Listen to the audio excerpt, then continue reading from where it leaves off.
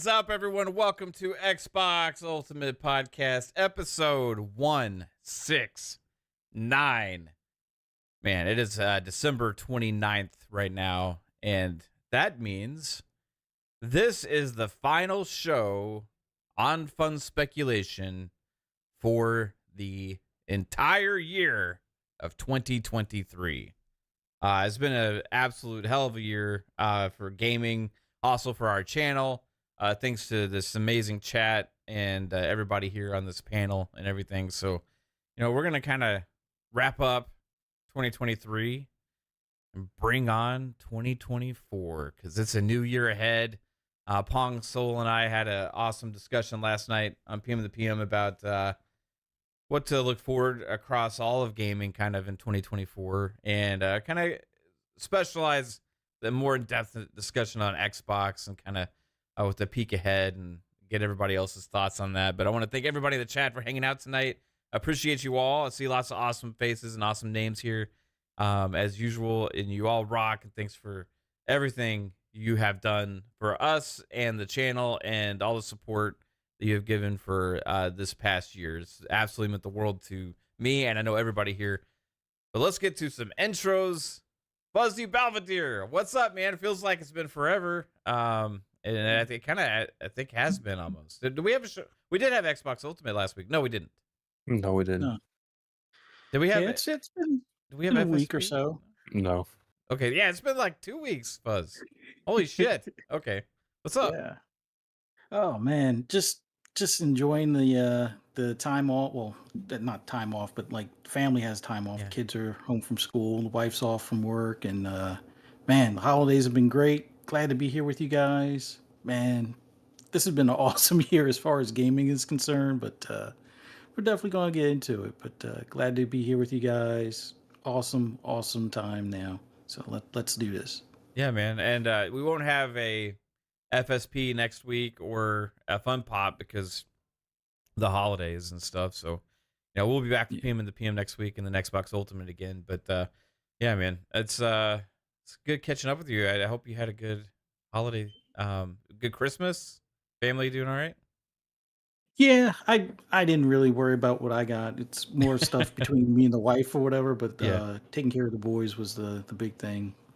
Upgraded their computers, so now they have better PCs than I do. So yeah, it is what it is. But I know they're happy, so that's all that matters. Right on. Did you get them both PS5 Slims?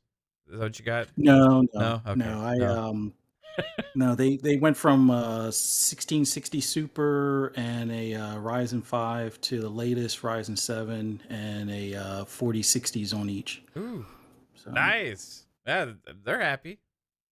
oh Sure, yeah. they're happy. How you doing, Jasper? What's up, man? Feeling a little bit better. I don't know how I sound. I know yesterday I sounded like complete shit because I was sick the last few days, so probably still a little nasally, so deal with it, I guess. But No, you sound that's fine. what I've been up to. You always sound slightly nasally, so. Thanks. No, I'm just kidding. No, I'm just kidding, man. No, you sound great, dude. I'm glad you're feeling better. I know you were under the weather, so been kind of laying on the low the last couple nights, but looking forward to having you carry me in some games again soon. Psychonauts, how are you, bro? I'm doing fantastic. It's great to see some familiar faces in chat. I was on C Money's show earlier today, and been having some fun playing. I've been playing Tribes of Midgard. I don't know. I've been on the kick.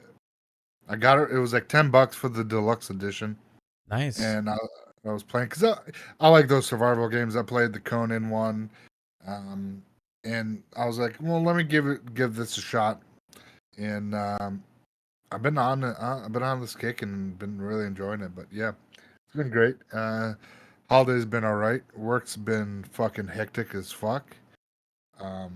Screaming kids and selling the shit out of consoles. So yeah, I saw a lot of videos of people opening up consoles for Christmas as usual. It's like one of my favorite things to watch is when kids open up Xboxes or PlayStation, whatever, and it always brings you back because you forget how like you know, as an adult, you can just, you know, go out and get one, you know, if you really want one, you know, but as a kid, you know, it's like, am I going to get that console for Christmas? You know, you don't know.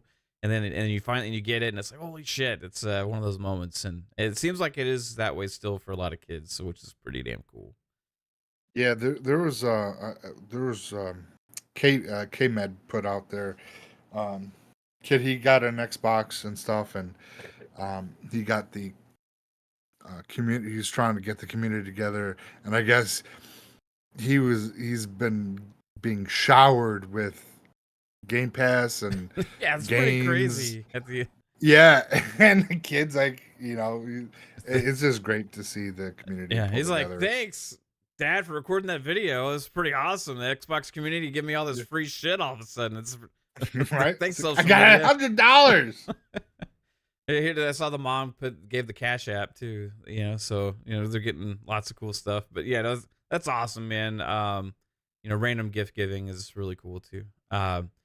Pong Soul, what's up, man? Yes, sir. Hey. It is Friday night.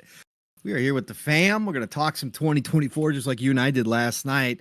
Chat, you guys are incredible. What a 2023. You have taken a journey with us for this one of the GOAT years in video game history in 2024 as we look ahead. As Mav and I talked about last night, is shaping up to be similar and maybe even better potentially. So I'm in fact fascinated with this game I just posted that's coming next year supposedly. It's called The Bustling World.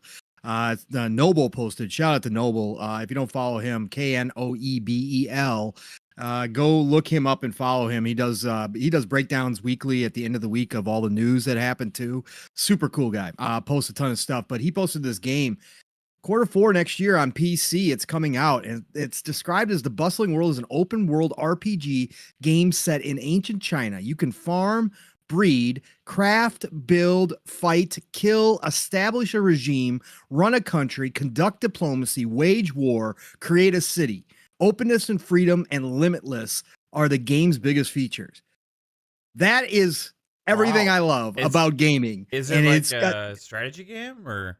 no, it's an open world RPG, they call it. And if you watch the video, it's basically you get to play how you want to play the game. And it's freaking incredible. But you know what's even more incredible right now, Matt? You want to know what's even more incredible? They wait Because to do it the until hype you're train. on your intro. I know. They do this on purpose, but I don't Amazing. care. I don't care. Listen up, chat. Listen up, chat. Decado is on a mission for this channel. The goal is now down to 696 after last night for the rest of the night, or for the rest of the next 2 days. We're not gonna have any more shows. So basically It tonight, resets. Reset. Decado's on a mission, everybody. Choo choo, motherfucker. Decado, you're on a mission to keep this show ad free. And don't forget, folks, the goal next month, starting 2024 in January for you guys, your goal next month is going to be 3,000. It's a big goal. We're going to need a lot of layups, and Decado wanted to show you how it's done. So he came in here. He came in here with a nice, easy layup for everybody else. He said, choo choo, motherfucker, down the lane. He said, ho ho, motherfucker, down the lane. And he gave you a nice little 5-bomb to start out the evening.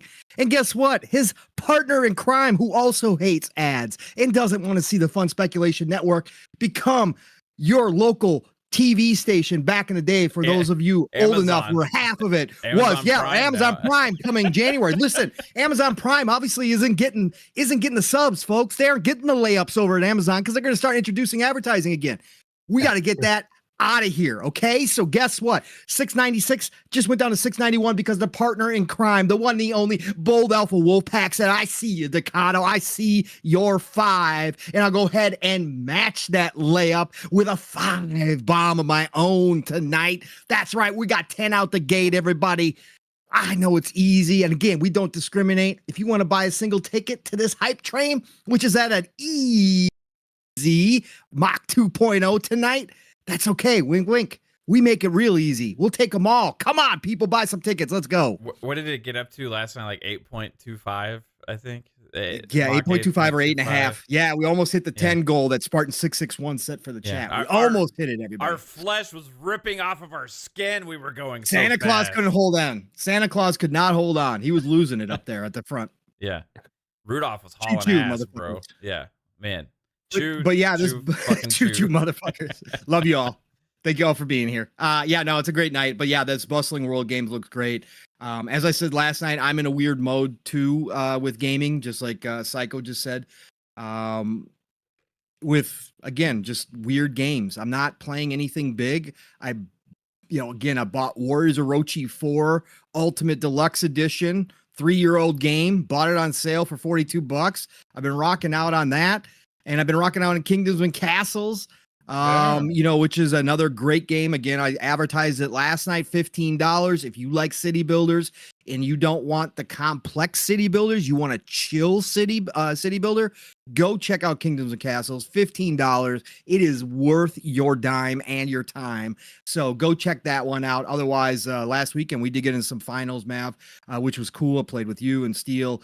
Really liking the finals. And, we played some more Call of Duty too, which has been a while for me too. But outside of that, yeah, no, I'm in this weird mode, man. Again, Dragon Age Origins. I fired that baby back up and I've been rocking out on that. I got another, I started Inquisition up again hours. today. Did you? Dragon Age Inquisition? Nice. I never got into that one, so I was like, yeah, why not? Let's give it a shot. Yeah, let's go. It's a good game. It's different than the other Dragon Age, but I always liked the second one the best. I just couldn't get into Inquisition. The only thing about the second one is like all in like one town, kind of, So, but yeah, I like them all. But Inquisition was different, and that kind of made me like, am I gonna like it as much because it's not as traditional and stuff? But then it ended up getting sucked into it and hooked in. It was a great game. But man, I liked Origins better. You like Origins better? Yeah. Where is the new Dragon Age, man? It's Dreadwolf. Yeah, it's. Didn't Jez say that was like 26 or 27, something like that? This game's been in development forever, bro. Like I feel like it's Skull and Bones at this point. We're actually all of gonna them see are, Skull and 'cause Bones. they're not putting the investment into these like they used to. And again, they don't have the teams. Their talent has dwindled down. They are obviously having problems putting these games together. They're obviously having problems figuring out how they want to do this. After what they did with Mass Effect Andromeda and the reception that got, they know they really can't screw this up. So this is going to be a big game for them. And I think they're trying to get it right, but it's going to be interesting. And Decado, Dragon's Dogma, is downloaded in my hard drive, and that will be next on the list. I am planning on playing that before Dragon's Dogma 2 as well. Good call out there, Dragon's Dogma. Everybody go play that, please. I was thinking about getting that on PC. Yeah, you should. Steel's got it on PC. Says look, runs great. Runs 60 frames. Beautiful. Capcom maybe do that thing where it's cheaper on PC and they charge you more on console. I don't know. Because this is going to be the first $70 game, right? Oh, Dogma 2. No, Mav's talking about getting the original. Oh. Are you talking about you were talking about the original? Yeah, Mav. Yeah. So it's cheap everywhere. Dragon's Dogma. It's always like $5 somewhere, dude. Mm-hmm. Like, and it's one I always want to dive back into, but like it hasn't gotten the update for frames on console. So it's like, do I want to go back and play like an old game at 30 frames like now? Is no. So at PC though, take advantage of it. Do it. Elijah Vasquez in the chat said, where's Psycho's camera? Psycho isn't allowed to be on camera anymore in our shows. After one episode, he snorted a mysterious substance into his nostril. So we had to tell him no longer be on cam. No, I'm just kidding. It was nasal spray. It was nasal spray. I heard an interesting fun fact about the Wolf of Wall Street today. Somebody did a 39 post thread today on the Wolf of Wall Street and the making of it. They were snorting vitamin B in every single one of those shots. Did you know that? Yeah. And Jonah snorted so much vitamin B that he actually had to go to the hospital because he got pneumonia and then got ultra sick from the vitamin B because that's how many takes they were doing snorting vitamin B. So crazy. Freaking ridiculous, man. Crazy. Yeah, I don't know if I could ever snort anything up my nose. It's easy. Get used to it. Yeah. It's just that drip that's oh my god. Some people can't handle. Kids used to snort pixie sticks in middle school. Pixie sticks? Yeah. Did that in middle school too. We did. I had so I used to I love pixie sticks. I still do. I gotta admit. Right. So, but they You're would come in supposed like to the, snort pixie sticks. they come in the 50 bags, 50 pixie Yes. sticks, Yeah. right? The big ones. Yeah. So I was sitting in the front seat of my mom's car as a kid, and my brother and sister were with me, all that kind of stuff. And, I was like, I just got this bag of pixie sticks, and I was like, you know what? I love these so much. I'm going to open every single one, and I'm going to pour the entire pack into my mouth at one time. Oh yeah, sure. Why not? Yeah, I used to do that with dipsticks too. Yeah, my brother and sister were like, "You're gonna throw up if you do that." And my mom was inside, like at getting something out of a store or whatever. We're like, "No, I'm Surprised you had gonna enough do it. saliva to get it down. I'm Because gonna that's do a it." lot, bro. So I poured it all into my mouth, and I managed to swallow. Well, pause. Pause. But man, they were right, because I threw up this multicolored concoction all over the floorboard. Taste the rainbow. It was horrible. It was horrible. I regretted that. And kids got to do stupid things sometimes. So you But- learn. That's how you learn. Absolutely. Did you have candy cigarettes when you were young, Mav, or were you? Was it already past that point? Were they Oh all had no, still we young? had them. Yeah. You had them. Okay. Did you have them too, Jasp? Yeah, I had them like when I was real little, like Halloween, like you get them, but that's like Yeah, the only you- time you would see them. Yeah, you'd get them. Yeah, because they took them off the shelves. I can't remember when they took them off the shelves, but man, that was a big thing for us back in the day too. Pretending we were smoking because you could blow out the powder when you first opened. Oh, them up. it was just more like a solid like chalk thing. Oh, It wasn't yeah. like yeah. Yeah, no. no. These are different. Yeah, they were fun. Yep. Yeah, because they were chewing, not chewing gum. The fuck were they? It was weird. Yeah, because there had some that were chewing gum, and then the chalky stuff that he's talking about. They also had the It's cool. dip. The The fake dip. dipsticks. Oh, Yeah. the fake dip, the big chew, like Yeah. the big league chew. Yeah. Yeah. Oh, the gum? I Yeah. still get that. Yeah. I still go to Five Below and get the grape all the time. Do you? Yeah, I love that Oh. stuff. What candies are launching in 2024? Maybe we should talk about Yeah, candies. let's tonight. go. What's the That'd be candy scene amazing. looking like? on Oh, I just got 2024? these like Reese's like Hostess muffin things. They're really good. What the fuck? Reese's Yeah. Hostess muffins. Like like the Hostess muffins that have like little like white Yeah. swirl on top or whatever, Mhm. but it's like a whole Reese's cupcake. like cupcake thing. Oh, that sounds kind of delicious. Interesting. Ah. That sounds kind of. I love Reese's peanut butter cups, so that would be Yeah. up my alley. I had a banana Twinkie today. Those are fucking delicious, by the way. Banana Twinkie. Banana Twinkies. Oh yes, Yeah. those are damn good. I don't see how that's possible. It is. But I believe you. It was Reese's. I love Reese's sticks. Yeah, Reese's sticks. Reese Dicks. I've had No, them not before, dicks. Sticks. Oh, I- Oh yeah. I've seen those sticks. yeah, Yeah, they're like. I mean, they're like. Yeah. Like that. I don't know. Like these long sticks. And I put them in the fridge or fire. you like the long Mm. sticks? I like those. My wife, who's a member for 25 months, says I snorted crushed Smarties. Felt so fucking cool at 12. Yes. There One you of those go. rites of passage, I think, for a lot of us that Yeah. are old enough. Yeah. it I mean, was. I blame Scarface for a lot of it. We all wanted to be Yeah. like our dads. Oh my god. What, Just loudmouth beat our moms. No, I'm just kidding. Sorry. No, go out and get Wow. some milk and then never Oh. come back. Get some Oh. milk Yeah. back. What are we What is talking about? happening? I What don't is know. happening? We What forgot, is how to, we happening? forgot how to podcast. My fuck. Hi everybody. What We're you about to guys have a rock. session. The chat's like our psychiatrist right now. Everybody get down. Let's go. Let's talk about our issues. Um, Oh Well, Jesus. there was this one. No, I'm just kidding. All right, so Uncle 2020. Robert stopped Oh by. God, no. Okay, 2024 looks to be just as amazing, if not better than 2023. Lots of great games on the horizon. Potential dev direct coming soon as well. Lots of rumblings about that. But I kind of want to go around and kind of get a feel for what we think might be a surprise for 2024. For it, maybe end of the year type surprise. Now, there's a lot of candidates, right? There's a lot of candidates. Now, if there is one, I tend to believe that Xbox has the games that they've already announced for this year, like Hellblade 2, Avowed, Towerborne, Aura, Microsoft Flight Sim. Then, obviously Call of Duty, the new Black Ops that's supposed to come out in November. But I tend to think that they got something else this next holiday, roughly, let's say 11 months from now, right? And I don't know what it is. I don't know what it could be. So, do y'all think there is something else, like another big game for 2024 from Xbox? Like, what do you think, Fuzz? Well, I'm hoping we hear more about Project Shaolin.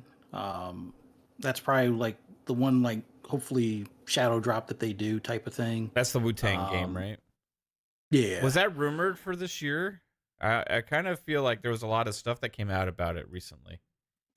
Yeah, it seemed like the information ramped up, but I think it started at least 3 years ago. So I'm hoping they've had enough time, development wise, for it. But I'm hoping something this year.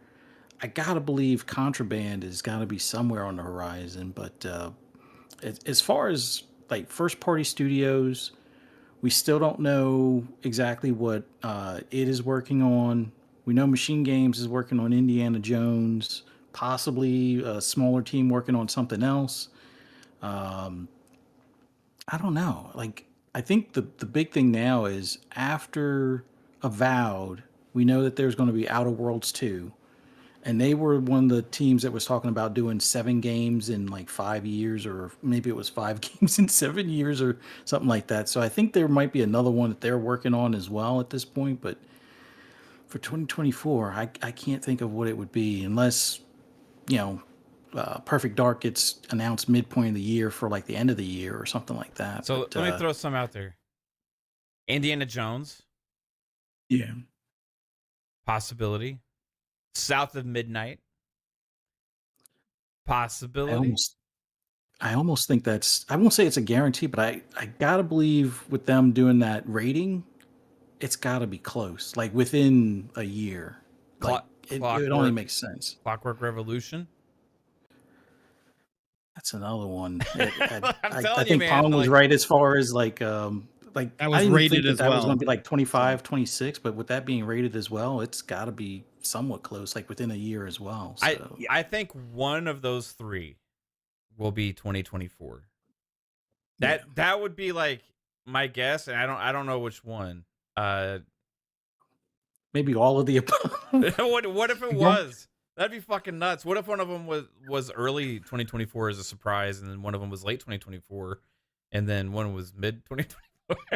I don't know. Like, it's possible. Like, it Yeah. really is. It's crazy. Don't To forget- think. Bethesda's remake studio, whatever they've been working on, either a Fallout game or they've been remaking something. Oblivion. That's the rumor. Is Oblivion. Oblivion. So we Okay. should get the Because Fallout 4 Fallout- update.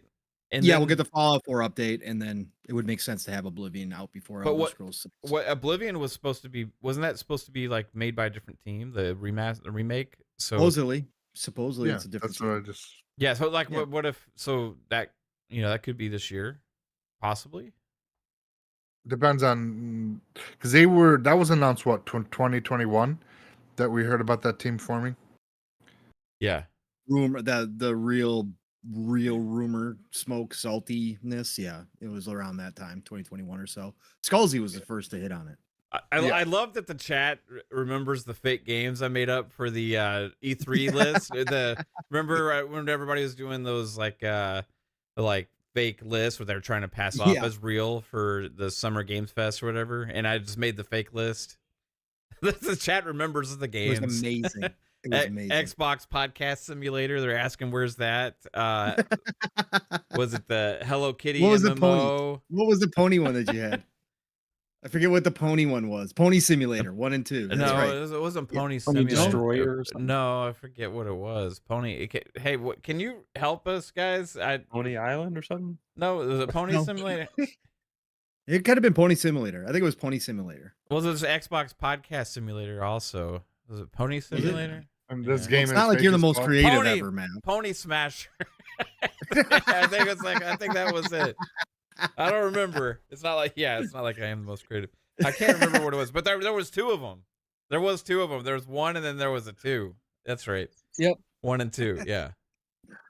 Oh man. Yeah. My wife also says she used to get spaghetti, break them in half, and smoke them like cigarettes. Or hopefully you pretended to smoke spaghetti. I don't know how you could. Shit. It's really not. Just dry spaghetti light on fire? She said. Yeah, She said. I don't. She I would said. smoke real cigarettes. I would. Of course you did. it's more like incense, Jasper. She It's said. more like incense. You don't get like an open flame. It just kind of sizzles and burns. But Right. Yeah. Said I would go in the trash and take my mom's empty marble boxes, fill them with raw spaghetti that I broke in half, stole a lighter, and would light the end and smoke it up after I sniffed my Smarties. My God. Oh, geez, Kate. You're Nothing having but fun. class Yeah. for Kate. Nothing but class. Do kids still do that stuff? Like that crazy kind of stuff? Like They eat Tide Yeah, Pods. they eat Tide Pods. Yeah.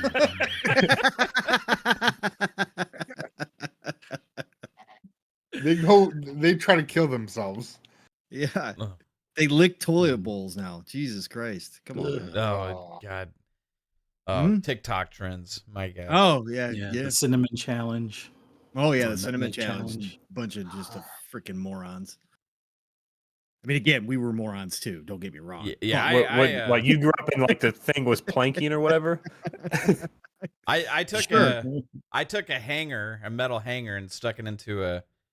Whoa. Wow. Whoa. What? Hold, Wait. hold on. Okay.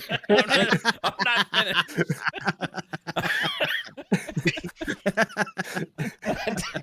Oh, I stuck it into an They would have electrical. finished that sentence. I stuck it into an electrical outlet. Oh, Yeah. you're one of those. Well, That makes more matter. sense. now, I too. had to see Jesus. like what will actually happen. You know. No wonder what Yeah. happened to your taste buds. Yeah, You fucking killed them but- instantaneously then. I couldn't let go for a second. It actually froze my hand shut. Like I couldn't let go of it. That's what happens. I didn't know. I figured it would shock me and I could let go, but like my hand got stuck shut. It was nuts.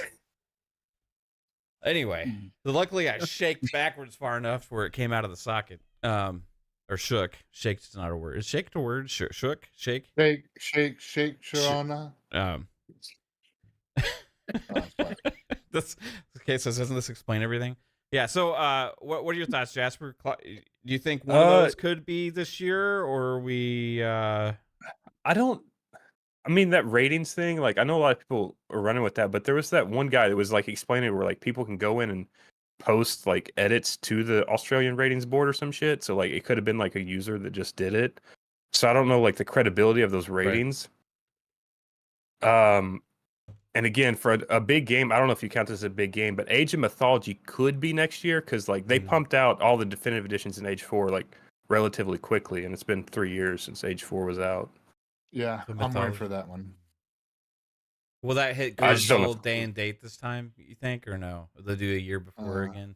If it's console day and date, then it's probably pushed another year. If they do PC, then it's probably this year.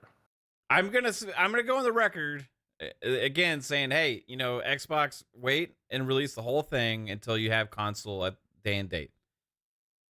I understand RTS fan. I understand all this stuff, like, and Ara's doing the same thing, right? That release it on PC first. They did it with Age of Empires, but like I still stand behind this thing where they've talked about, you can Xbox Play Anywhere, all these other things, and they put the Xbox games on PC and all that kind of stuff, and they ended up having longer dev times and stuff because of that.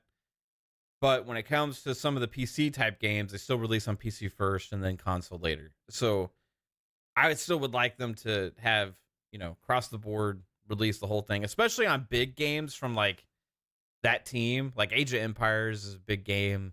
World's Edge makes big RTSs, right? So Age of Mythology, I think, will be fantastic when it comes out. And I think it will do better if it launches on console and PC at the same time, because it feels like a bigger launch. You know what I mean? As opposed to just PC and then console later.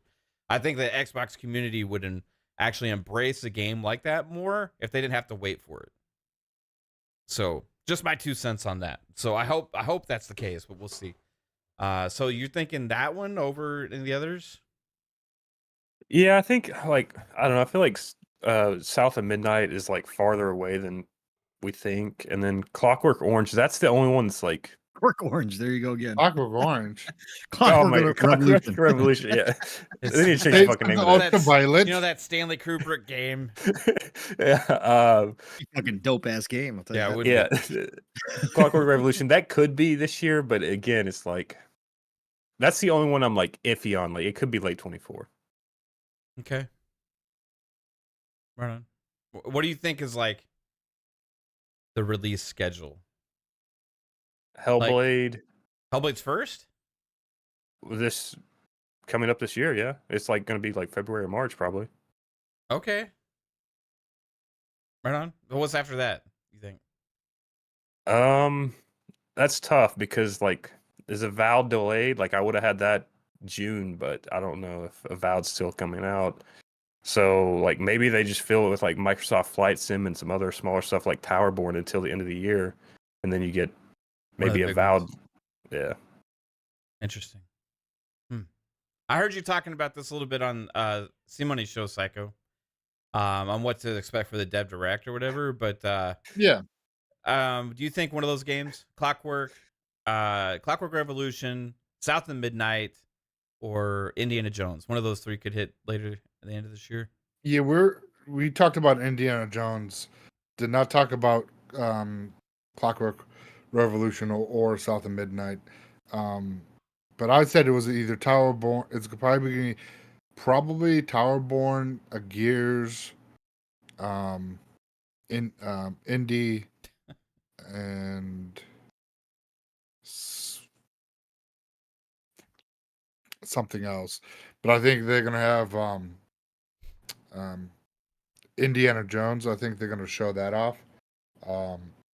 Unless it's gonna be later half, then they'll wait till June. If it's not a first half of 2024, we'll get it in the second half of June. Then we'll get it at the summer showcase instead of this one. They're gonna do whatever is coming out. If we don't see Hellblade, that's a second half.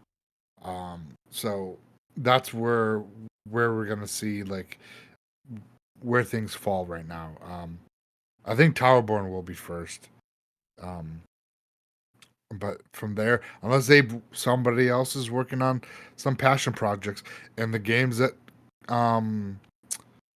if it's not Gears from the Coalition, and I know they said they put their other two smaller new IPs off to the side, maybe they got done and then started working on Gears instead. Maybe one got done and the other one got shelved. And then maybe that game gets a release, trying to, a new UE5 game, trying to test out, see what works with the UE5 with them, and kind of like, give us, let them work out the bugs and see how things go. So this way, when Gear 6 is ready to be showed off for the launch of the new Xbox in 2026, then they'll have, a good game going there. Right on, man. Maybe so. Pong. Jasper said Hellblade 2 could be first. Mhm. Yeah. I believe it. I believe it could be the release. I've always been on the thing thinking that it's going to be an end of the year type game, like or a second half type game. But like that, he said that. Now I'm like thinking about it, and we've seen more Hellblade 2 than any of these games, right? Like by far. So maybe that is this earlier game. It is the early game. I thought we went over this when Phil Yeah. ran off the games at Gamescom or whatever. He was Hellblade like, 2 is next. yeah. Yeah, was he that was- that that the was first. order? What was his order again? I Yes. forgot. Hellblade 2 and then Avowed a little bit further off is what he said.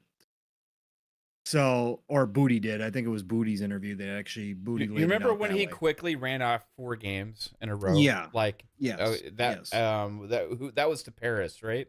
That was Phil. That was Phil. That was right? after And the then Redfall thing, and he has the kind of funny thing. So Yep. there was fucking forget Avowed, Hellblade 2, or no, it was Forza because Forza hadn't come out Right. yet, right? So it was Forza, then Avowed, then Hellblade 2. So he had And that Avowed was- first at that time. Yeah, he had Avowed first at that point, right? But now because we had that latest Matt Booty interview that he did on that one Right. podcast, I forget the name of it, and then he said Hellblade 2 coming up, and then Avowed, down a little bit later. So meaning when he said that was my assumption that's going to be our early, March, April game. We're going to get Towerborne first, right out the gate, as a smaller one, January, February, and then we're going to get Hellblade in March or April. And then we should get something around the showcase maybe sometime. And then Flight potentially Sim? a third, fourth. Yeah, something like that. If Avowed is still ready, and again, there's some smoke out there that it's not, that it might be pushed. I went back and looked at everything from the showcase. Avowed was 2024 solid, like on Xbox Wire and everything, saying Avowed coming in 20. Like there was no question that they were saying 2024. And I don't think they would have said that after all those delays when they. I don't think so had either, to. unless Yeah. something major happened, right? Unless something massive happened. And it's So I Obsidian, and they're not known for like needing a lot At of. worst case, I could see Avowed going to be the holiday one, right? I could see Avowed getting pushed to the holiday. That would be a great holiday game too. But I've stood on this one for a long time now, and I'm going to continue to stand on it as the one that does make it this year is Clockwork Revolution. And Exile's ready. Those dudes over there are just crazy, and they are so hyped right now. Like again, they have this in the bag, and I think everybody's kind of aware of it now at this point, as at least internally, because now we're starting to hear some people saying that Clockwork Revolution is going to surprise some people. And so I think InXile's got it. And InXile is such an experienced team. People don't realize it because, again, Wasteland has been, a great strategy game, tactics game, but again, it's niche. A lot of people haven't touched an InXile game. This will be the first one that's AAA level quality game, especially a first person type game with this time travel mechanic to it. But I think that they're so experienced. They have worked together for so long. They know how to world build. It's second nature to them. They know how to write, second nature to them. The biggest thing for them would have been learning how to make a first person game. And I think they've got it. And so I think Clockwork Revolution is going to hit this year. I think that's going to be the surprise, but I think we're going to have a couple surprises. And I think things like a Marcus Phoenix collection, that is going to be gigantic. But I don't think that falls into the category when Phil talks about first party AAA releases each year. So when he's talking one per quarter, big games, sure, most of us will say, well, hell yeah, we'll take that as one of the big games. That'd be freaking fantastic. But I think overall, internally, when you look at it from a marketing standpoint, that's already an established franchise. You are remaking 1 through 3. It's going to be a big re-release, but it's not going to be necessarily counted as one of those one per quarter games. So I think we do get a Marcus Phoenix collection this year as well to start building the Gears hype back again. If it's the stuff that we have heard, and I won't say it here, but if it's the stuff that we've heard behind the scenes, if that's a reality, then everybody's minds are going to be blown. And I think it's going to be massive. But I think it doesn't count against that one per quarter. So yeah, I think we definitely could have a couple sneakers in here, but Hellblade 2 for sure. Clockwork Revolution, Avowed, I'm going to say still makes it this year. I think that could be the holiday one. And then I think we get another potential one in there along with your Towerborns, along with your flight simulators, along with obviously Jasper talking about Age of Mythology in there, something like that. We're going to get all that this year. Because again, they can't hold this back. They've got a 15-year roadmap. You can move things around. You can wait till the perfect time for some things, but eventually this content has to come out. And if these dev teams are sitting on these games and they're polished, they're ready, you got to launch them. And I think there's plenty of opportunity this year to do that. It's going to be a massive year for Xbox in particular, I think. Not to mention all the Bethesda stuff will finally start coming into right. We talked about that last night. Activision Blizzard. It's ridiculous, Jasper, to think about, because if Call of Duty is a Game Pass game this year, right? Even though it's multi-plat, that is still a huge, giant release into your ecosystem for Game Pass. So yeah, stuff like that is still just bonusing on top of everything. Like, we could see literally more things out of Xbox than we've ever seen prior to this easily this year. Like, we could go look back and counting second party or published deals along with games like, Flight Sim and maybe a Marcus Phoenix collection, that kind of stuff. We could legit go back and maybe at the end of this year say Xbox first party or publishing technically put out 15 games this year. I think that's possible. What did they have last year? 9, 10? I think more than that now after you Yeah, add wasn't in, it? well, Call of Duty counted at the end of the year. Oh, it's so 15. Yeah. So 10. I think we go 15. Yeah, I think we easily see 15 this year. We could. It's gonna be ridiculous, man. yeah. I mean, you even had those games. You had like the games like GoldenEye, and you had Yeah, the we Quake, talked the about that, Quake yeah. 2 remaster, the drop, And contraband has to be ready. Fuzzy was correct. Yeah. Contraband's got to be ready at this point, unless they did a massive overhaul of the game and they just changed it up. But contraband's got to be getting ready here real soon. Yeah. Something I keep hearing pop up on shows and stuff, and I had kind of assumed that Playground was probably putting most of the team on Fable to really try and get that out after, Forza Horizon 5's success and stuff. But people keep bringing up the potential that they would stick to that every 2-year thing and release a new Forza Horizon this year. And for me, I was kind of like, I didn't see it, because we just had Forza Motorsport last year. Wouldn't And they be switching over to the new engine, you would think? Yeah. well, the So, Forza Horizon 5 was like a half step into that from what I remember them talking about. Like, they talked about Yeah. using some of the tech from the new engine or whatever, but like I don't know, like with Playground working on Fable now, like did they have the capability to have still go full force into that and then also do another 2-year Horizon game? Like, I think so, because I think they ramped up both teams to be able to, handle, you know, being able to produce them both in the same year, if possibly. But I still kind of believe that they're going to possibly hold Forza Horizon 6 until 26. Like, I don't know. Numbers don't really have to match up, but I just Yeah. get the gut feeling Fable's 25 and Forza Horizon 6 is 26. Just because they're still supporting it with not really looking like they're slowing down on content. They're adding more cars back. Some of the ones that, the licensing had them removed before, like Alfa Romeo and a few others and stuff like that. So I could see them going at least a whole nother year of supporting it and then putting more force behind support of motorsport for next year and the year after.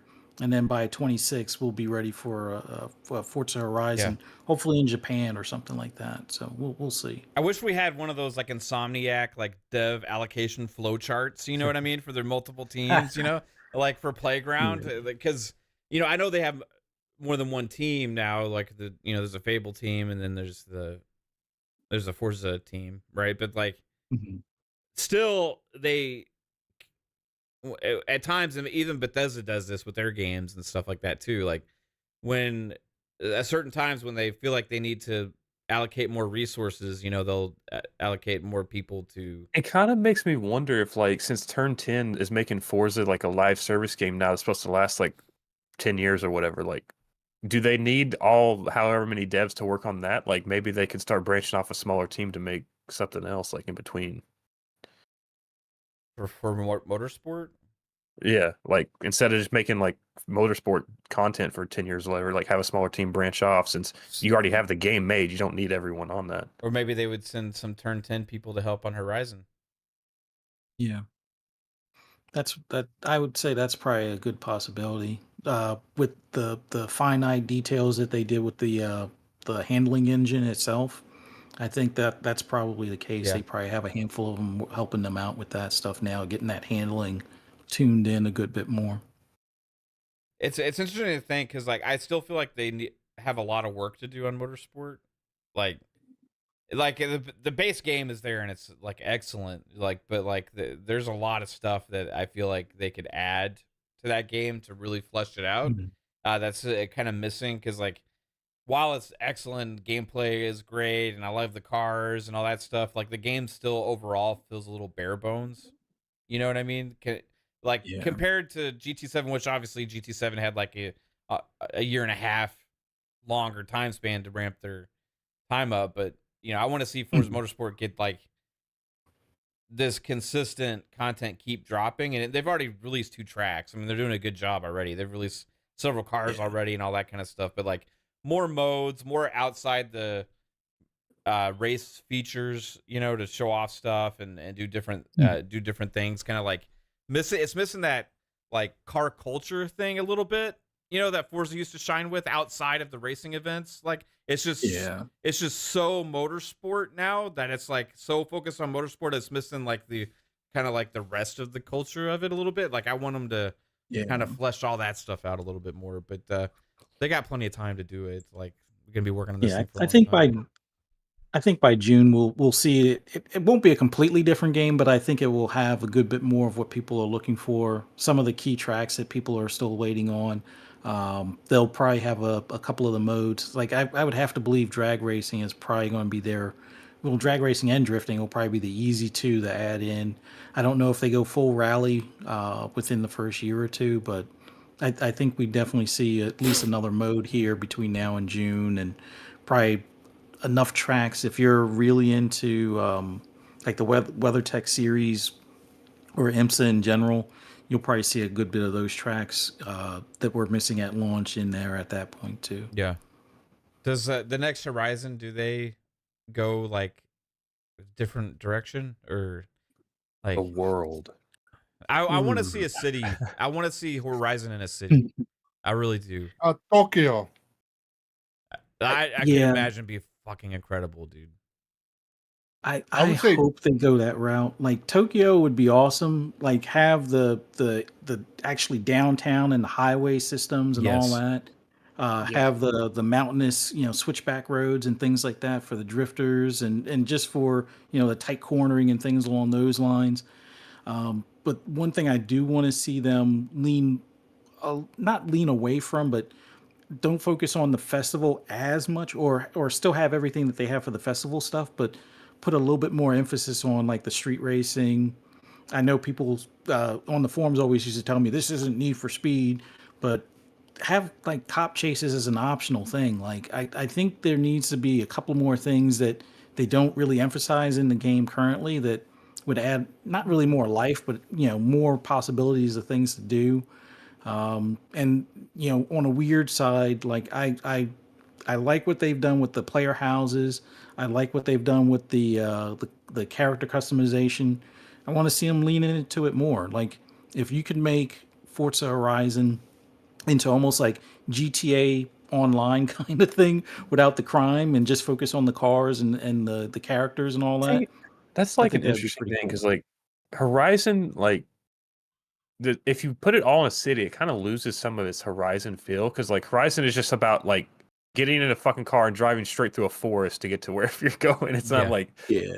Well, like you I can't do agree. that in You a got to city. have that too, right? But like, what Yeah. if they flush it out like Fuzzy's saying, and like, okay, so we have like the snowy It's, mountains of Japan, but also incorporate like a Tokyo or something in there. Like, yeah, that's because what I want. I definitely see.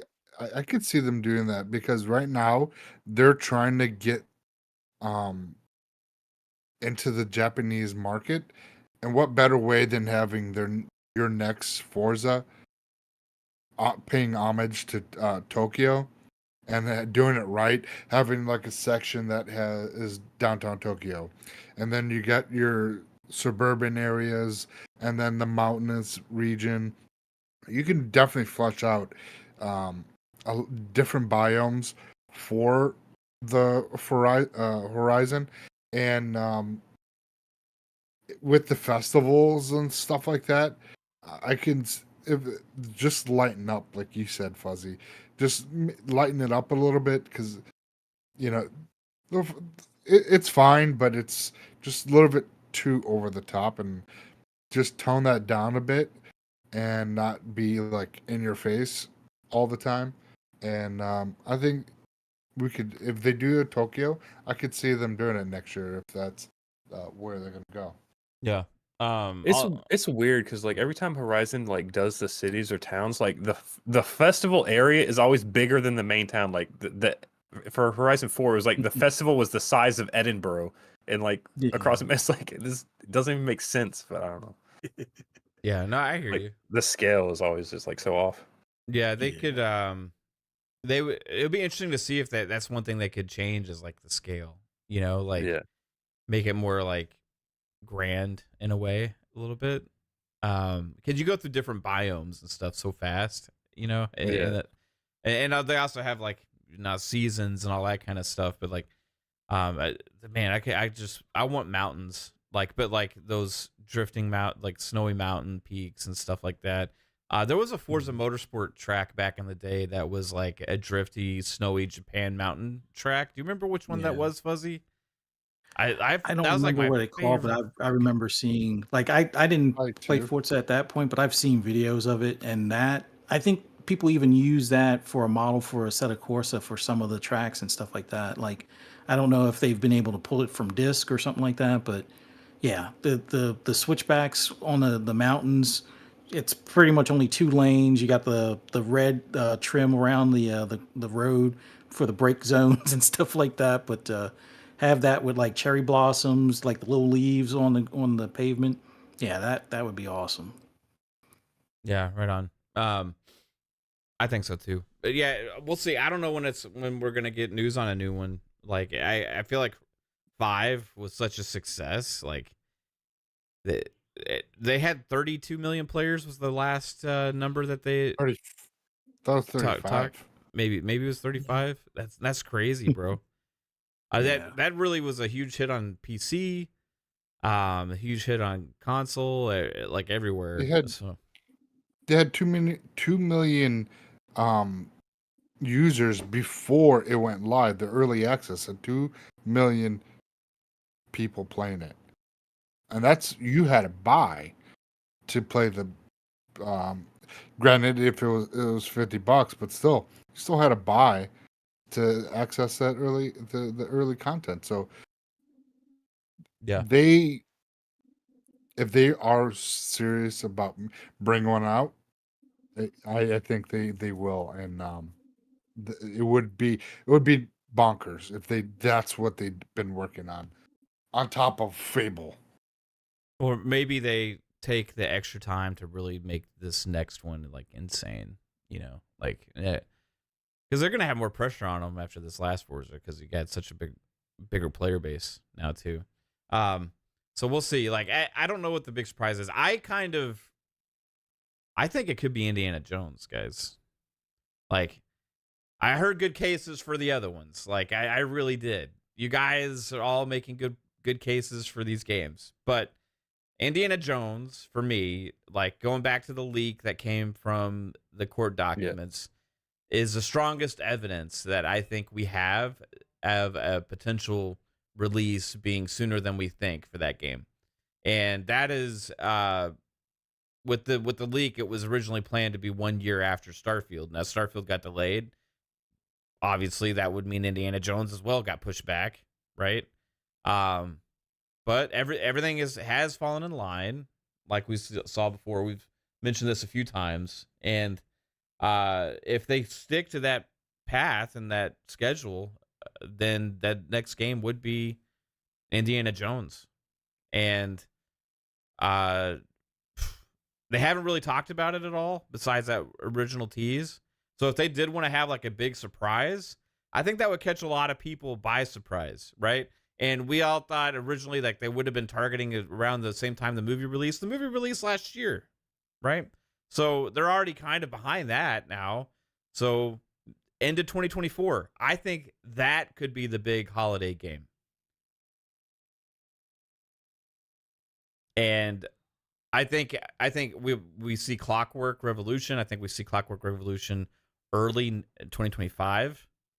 And I think we see, what was the third one again? It was Clockwork, Indiana Jones, and South of Midnight. South.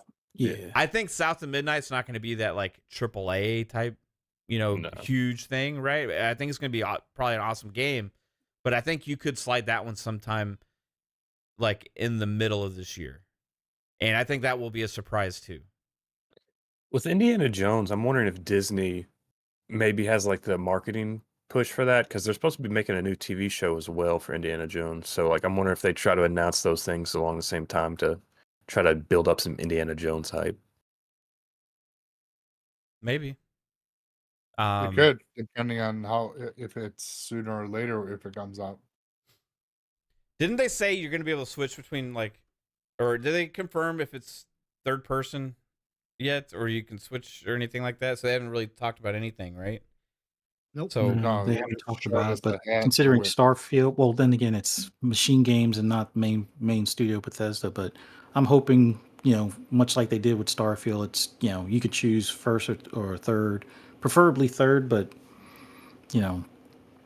I at least want to see a third person option. That would be pretty cool. yeah, it's got to be third person. I can't imagine playing an Indiana Jones game in first person. It'd just be weird. Get a whip and hit the vine and you swing across it. Yeah, I mean, it could be cool and interesting, but like I think it would be a little weird, like a little strange. You'd be swinging around the forest as Spider-Man. I mean, what do we think we're gonna do in that game? Treasure hunt, obviously. I mean, Fight yeah, off kill Nazis. Nazis, Kill Nazis and treasure hunt. go into dungeons. I and mean, stuff, like I'm wondering like tombs. yeah, that's like how combat heavy they do for because Indiana Jones really like he's not like He's super usually violent. kind of running away until he gets in a Yeah. situation. He's like, he's not like, in Tomb Raider, they turned her into like, you go into a camp and just mass murder people, right? Like, it'd be interesting to do with Indiana Jones, but like, I think, Or is it more like stealthy? It should be more stealth. yeah, Yeah. that's what I was thinking. It should, and then if he has to fight, he can fight, right? I think I don't expect Machine Games to like circumvent their expectations with this one. I think they're going to give us the Indiana Jones that they know everybody kind of wants. I think they're going young indie. Again, the only question I really have is voice wise what they're going to do. Mhm. But I think they're definitely going to go third person. I think they understand that everybody's going to want to see Indiana Jones. I'd be shocked if they came out and said first person only. Maybe, like I said, I thought there might be the potential for different segments where that go into first person that kind of give you that interesting. That's what I was viewpoint thinking, while but the you're other running. way around, like first person, like Yeah. gameplay, but then you have segments where it's third person, like you driving a car or like Yeah, something like that. all that would make sense, Jasper. That's why I'm saying just the best of both worlds would be Fuzzy's idea to give us the option to play how we want to play. But if they're not going to do that, then I think there is definitely going to be a mix scripted of third and first person parts. I think however you want to think about it, however you want to lay it out, but I think so. I mean, if it is stealth, through a lot of segments when you're treasure hunting, if you're figuring out puzzles, if they take some of the old Tomb Raider and bring some of that back as well, I'm all about that stuff. But if that's the case, then you almost do have to be third person in those, especially if you're going into a tomb or going into some secret area and there's traps and all that kind of stuff. Third person is a much better way to play that type of scenario so you can see what's going on better. Get a better perspective on exactly what you're looking at or trying to see. So yeah, no, but I don't think Machine Games is going to do anything weird. I think they're going to give people what they want on Indiana Jones, and I think it's going to be a narrative, obviously focused game on the story. I think they're going to give us a great Indiana Jones adventure. Obviously, Todd's been thinking about this game for decades now as well. So I think he's probably had a lot of ideas wrapped up in where he wants to take Indiana Jones. And like I always said, I hope they just give us expansion after expansion on this game and let us travel all over the world doing different things. But I definitely think it's going to be narrative. You're going to have action sequences. You're certainly going to have big set pieces, just like the movies, right? You're going to have those big moments where, again, like the whole fight scene with him and the big dude in the airplane, right? I think that's going to happen, or, even in the blimp scene. I think we're going to see that kind of stuff, but I think it is going to be focused on being Indiana Jones through and through. I really do. I don't think they're going to do anything crazy with those. Jokes on us. It's actually the video game about the dog. Oh my god, Indy. Indy. We named the dog Indy. I If they could kind have of. Sean Connery in there, it'd be so freaking great. Oh my god, I love Is it. there going to be like Telltale games? No, they're not gonna be Telltale. I'm just kidding. No, No. I do No. kind of in a way want to play through like the movies though in like a serious game way. Like that Sure. would be really cool. Like if they could recreate like Raiders of the Lost Ark, you know, Mhm. Yeah. true to like in a great way, and then recreate Temple of Doom a great way, right? What was the third one called? Last Crusade. Correct. That do that one in an amazing way. Just like though, I think they're going to be like adventure games where they're going to be very story driven, probably. And you're going to have like a lot of set piece type scenarios and stuff like that. And you're going to have your combat situations, but like I don't want like Indiana Jones to be like BJ Blazkowicz all of a sudden. You know what I mean? Yeah, That'd be that's what I'm kinda- Yeah, no, I that'd don't be think it's kind gonna of weird. You know, only thing they have in common is that they both kill Nazis occasionally. You know, but yeah, it'd be a I little. mean, I wouldn't even want it as much as like,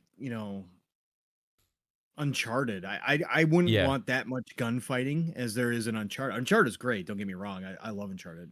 But I just wouldn't want that much fighting either. Gun fighting, at least fist fights and stuff. Yeah, sure. Give me fist fights. Give me chances to use my whip and stuff to disarm people and that kind of stuff for sure.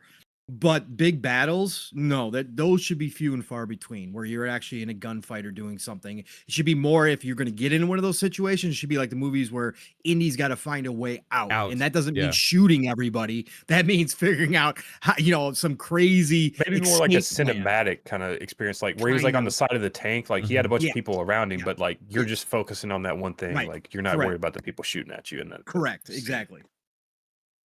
Yeah, I can't wait for that game though. It's gonna be interesting. That one and then the Imperfect Dark is the two games like I keep trying to wrap my head around like what they're gonna be, you know, gameplay wise. And Perfect Dark's probably not until 2026, maybe 2025, the end of 2025 at the earliest, I would say. But probably. I would assume 2026, unless they surprise us this year and like have an announcement that is coming next year, which it could happen.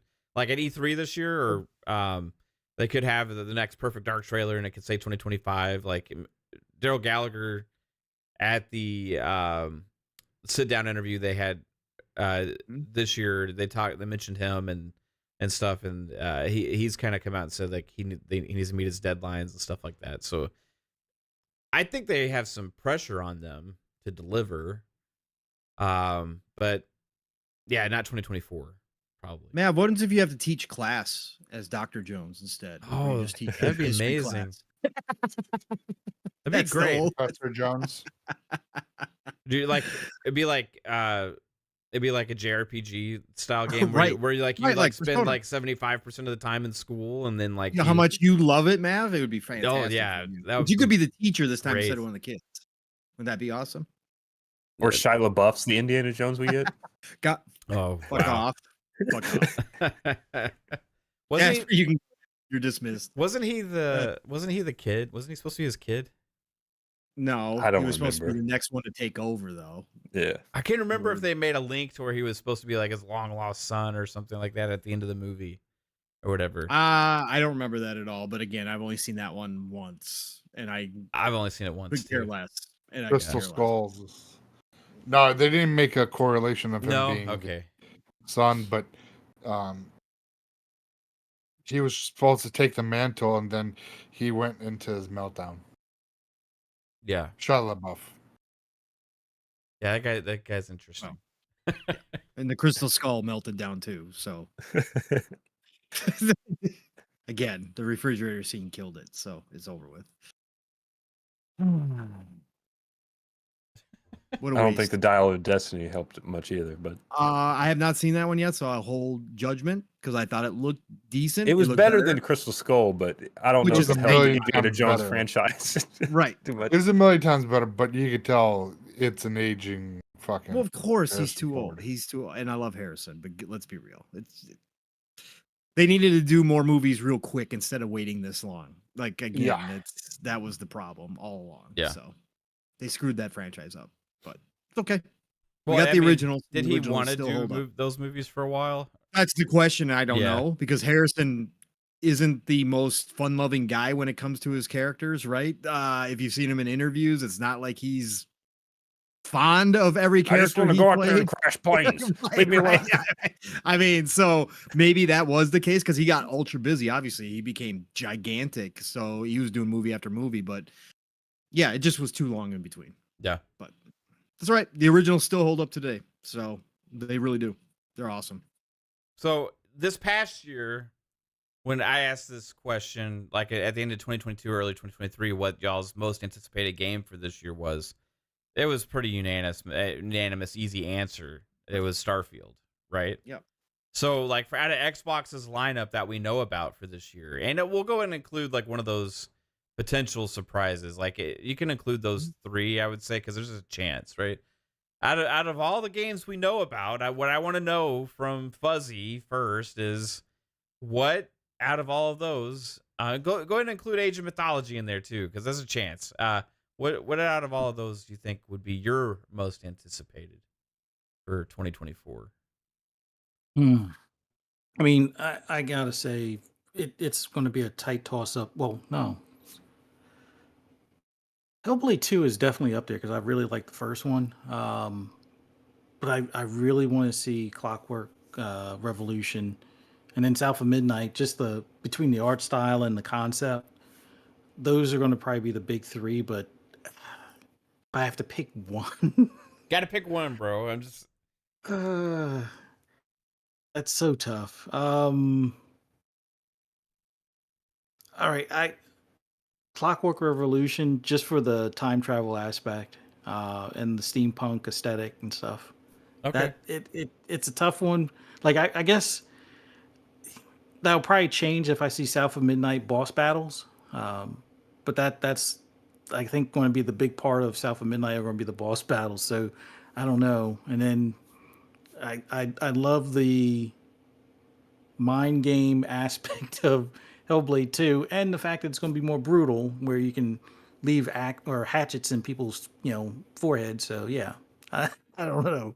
That's a tough one, but I lean a little bit more Clockwork Revolution at least at this point. Okay. Clockwork. And In Exile, I can guarantee you one thing, we're probably going to see more of that game this year, if nothing else. Like, I think we see some more gameplay, because there was gameplay in the trailer that we got, right? Like, There was. that was in-engine gameplay, like straight up, like no questions asked type stuff in that trailer. So, Correct.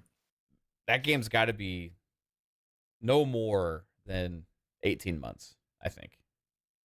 Yeah.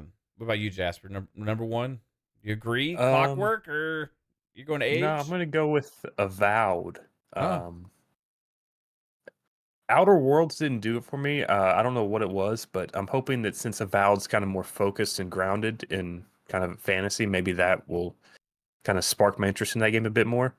So I'm going to stick with Avowed on that. That's my most anticipated. Avowed? Okay.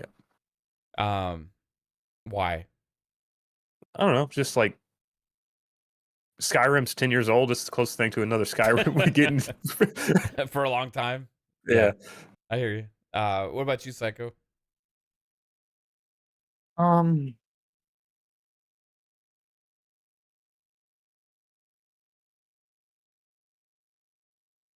South. long wanna- pause. No, because I want South of Midnight. I was like, question, did he just disappear? No, South of Midnight or fucking Clockwork Revolution. Indiana Jones. I mean, they're all fucking up there. Avowed as well. So it's like I really like. I see. I like. You said pick one. Avowed. Why Avowed? Because I want to play a new Elder Scroll, and this would be the closest thing. And Oh, Obsidian, okay. I like RPG. Saka's about to punch you in the mouth there, Jasper. So What? Obsidian, right? Closest to like Elder Scrolls. Avowed is, well, I mean, it's an RPG, and you're able to do, hand signs for magic, and it's just, I was a huge Morrowind fan, and I liked Obsidian, or Oblivion, sorry, Oblivion. So I want to see what Avowed is, what Obsidian can do with Avowed. Right on. I think I'm with you, but I'm curious about Pong. Number one, you can only pick one, bro. There is no number one here, folks. Come on now, not in No, this kind of don't year. Yeah, cheat. no, there's not. Damn Yeah, it. no, I know Hellblade 2 for the graphics, obviously. I Yeah. can't wait to see that next bar, but it assuming both were to come out this year, again, Clockwork Revolution and Avowed are 1A and 1B for me. I love both of those studios. I love everything they've got going on. I know what I'm going to get from Obsidian, which is going to be absolutely fantastic. Everybody's talked about exactly what I would say. I'm going to get the Obsidian version of a smaller Skyrim. I did like the Outer Worlds. I love their characters. I love their choices. If I have to pick one, and it's coming out this year, it's Clockwork Revolution, because In Exile taking that next step into the AAA kind of space, coming from Wasteland, if they can carry, and I believe they can, if you guys have listened to me, you know this, if they can carry over the world building, the character arcs, the decision making that they have in games like Wasteland and put that into a first person RPG game for me and you give me time manipulation mechanics within that game that actually alters the world and what's going on around that whole space, depending on what decisions I'm making, then yes, absolutely. I think that Clockwork Revolution has a chance to be the new BioShock, a game that maybe we've seen bits and pieces or aspects of in other games, but we haven't seen it put all together into a masterpiece like we might get out of In Exile. So I would have to choose Clockwork Revolution between 1A and 1B, just from the simple fact that I'm more, along with being hyped, I'm also so intrigued with what In Exile is going to do with this that kind of puts it over the top for me. I know what I'm going to get out of Oblivion. I'm going to love Avowed no matter what it is at the end of the day. Chances are, again, not 100% guarantee, but more than 95% sure that I will love Avowed. Whereas In Exile, I don't know what to expect, so I'm intrigued, but I'm hyped, I'm excited, and I have the utmost confidence in that team. So yeah, I'd have to say Clockwork Revolution for me, for sure. Right on.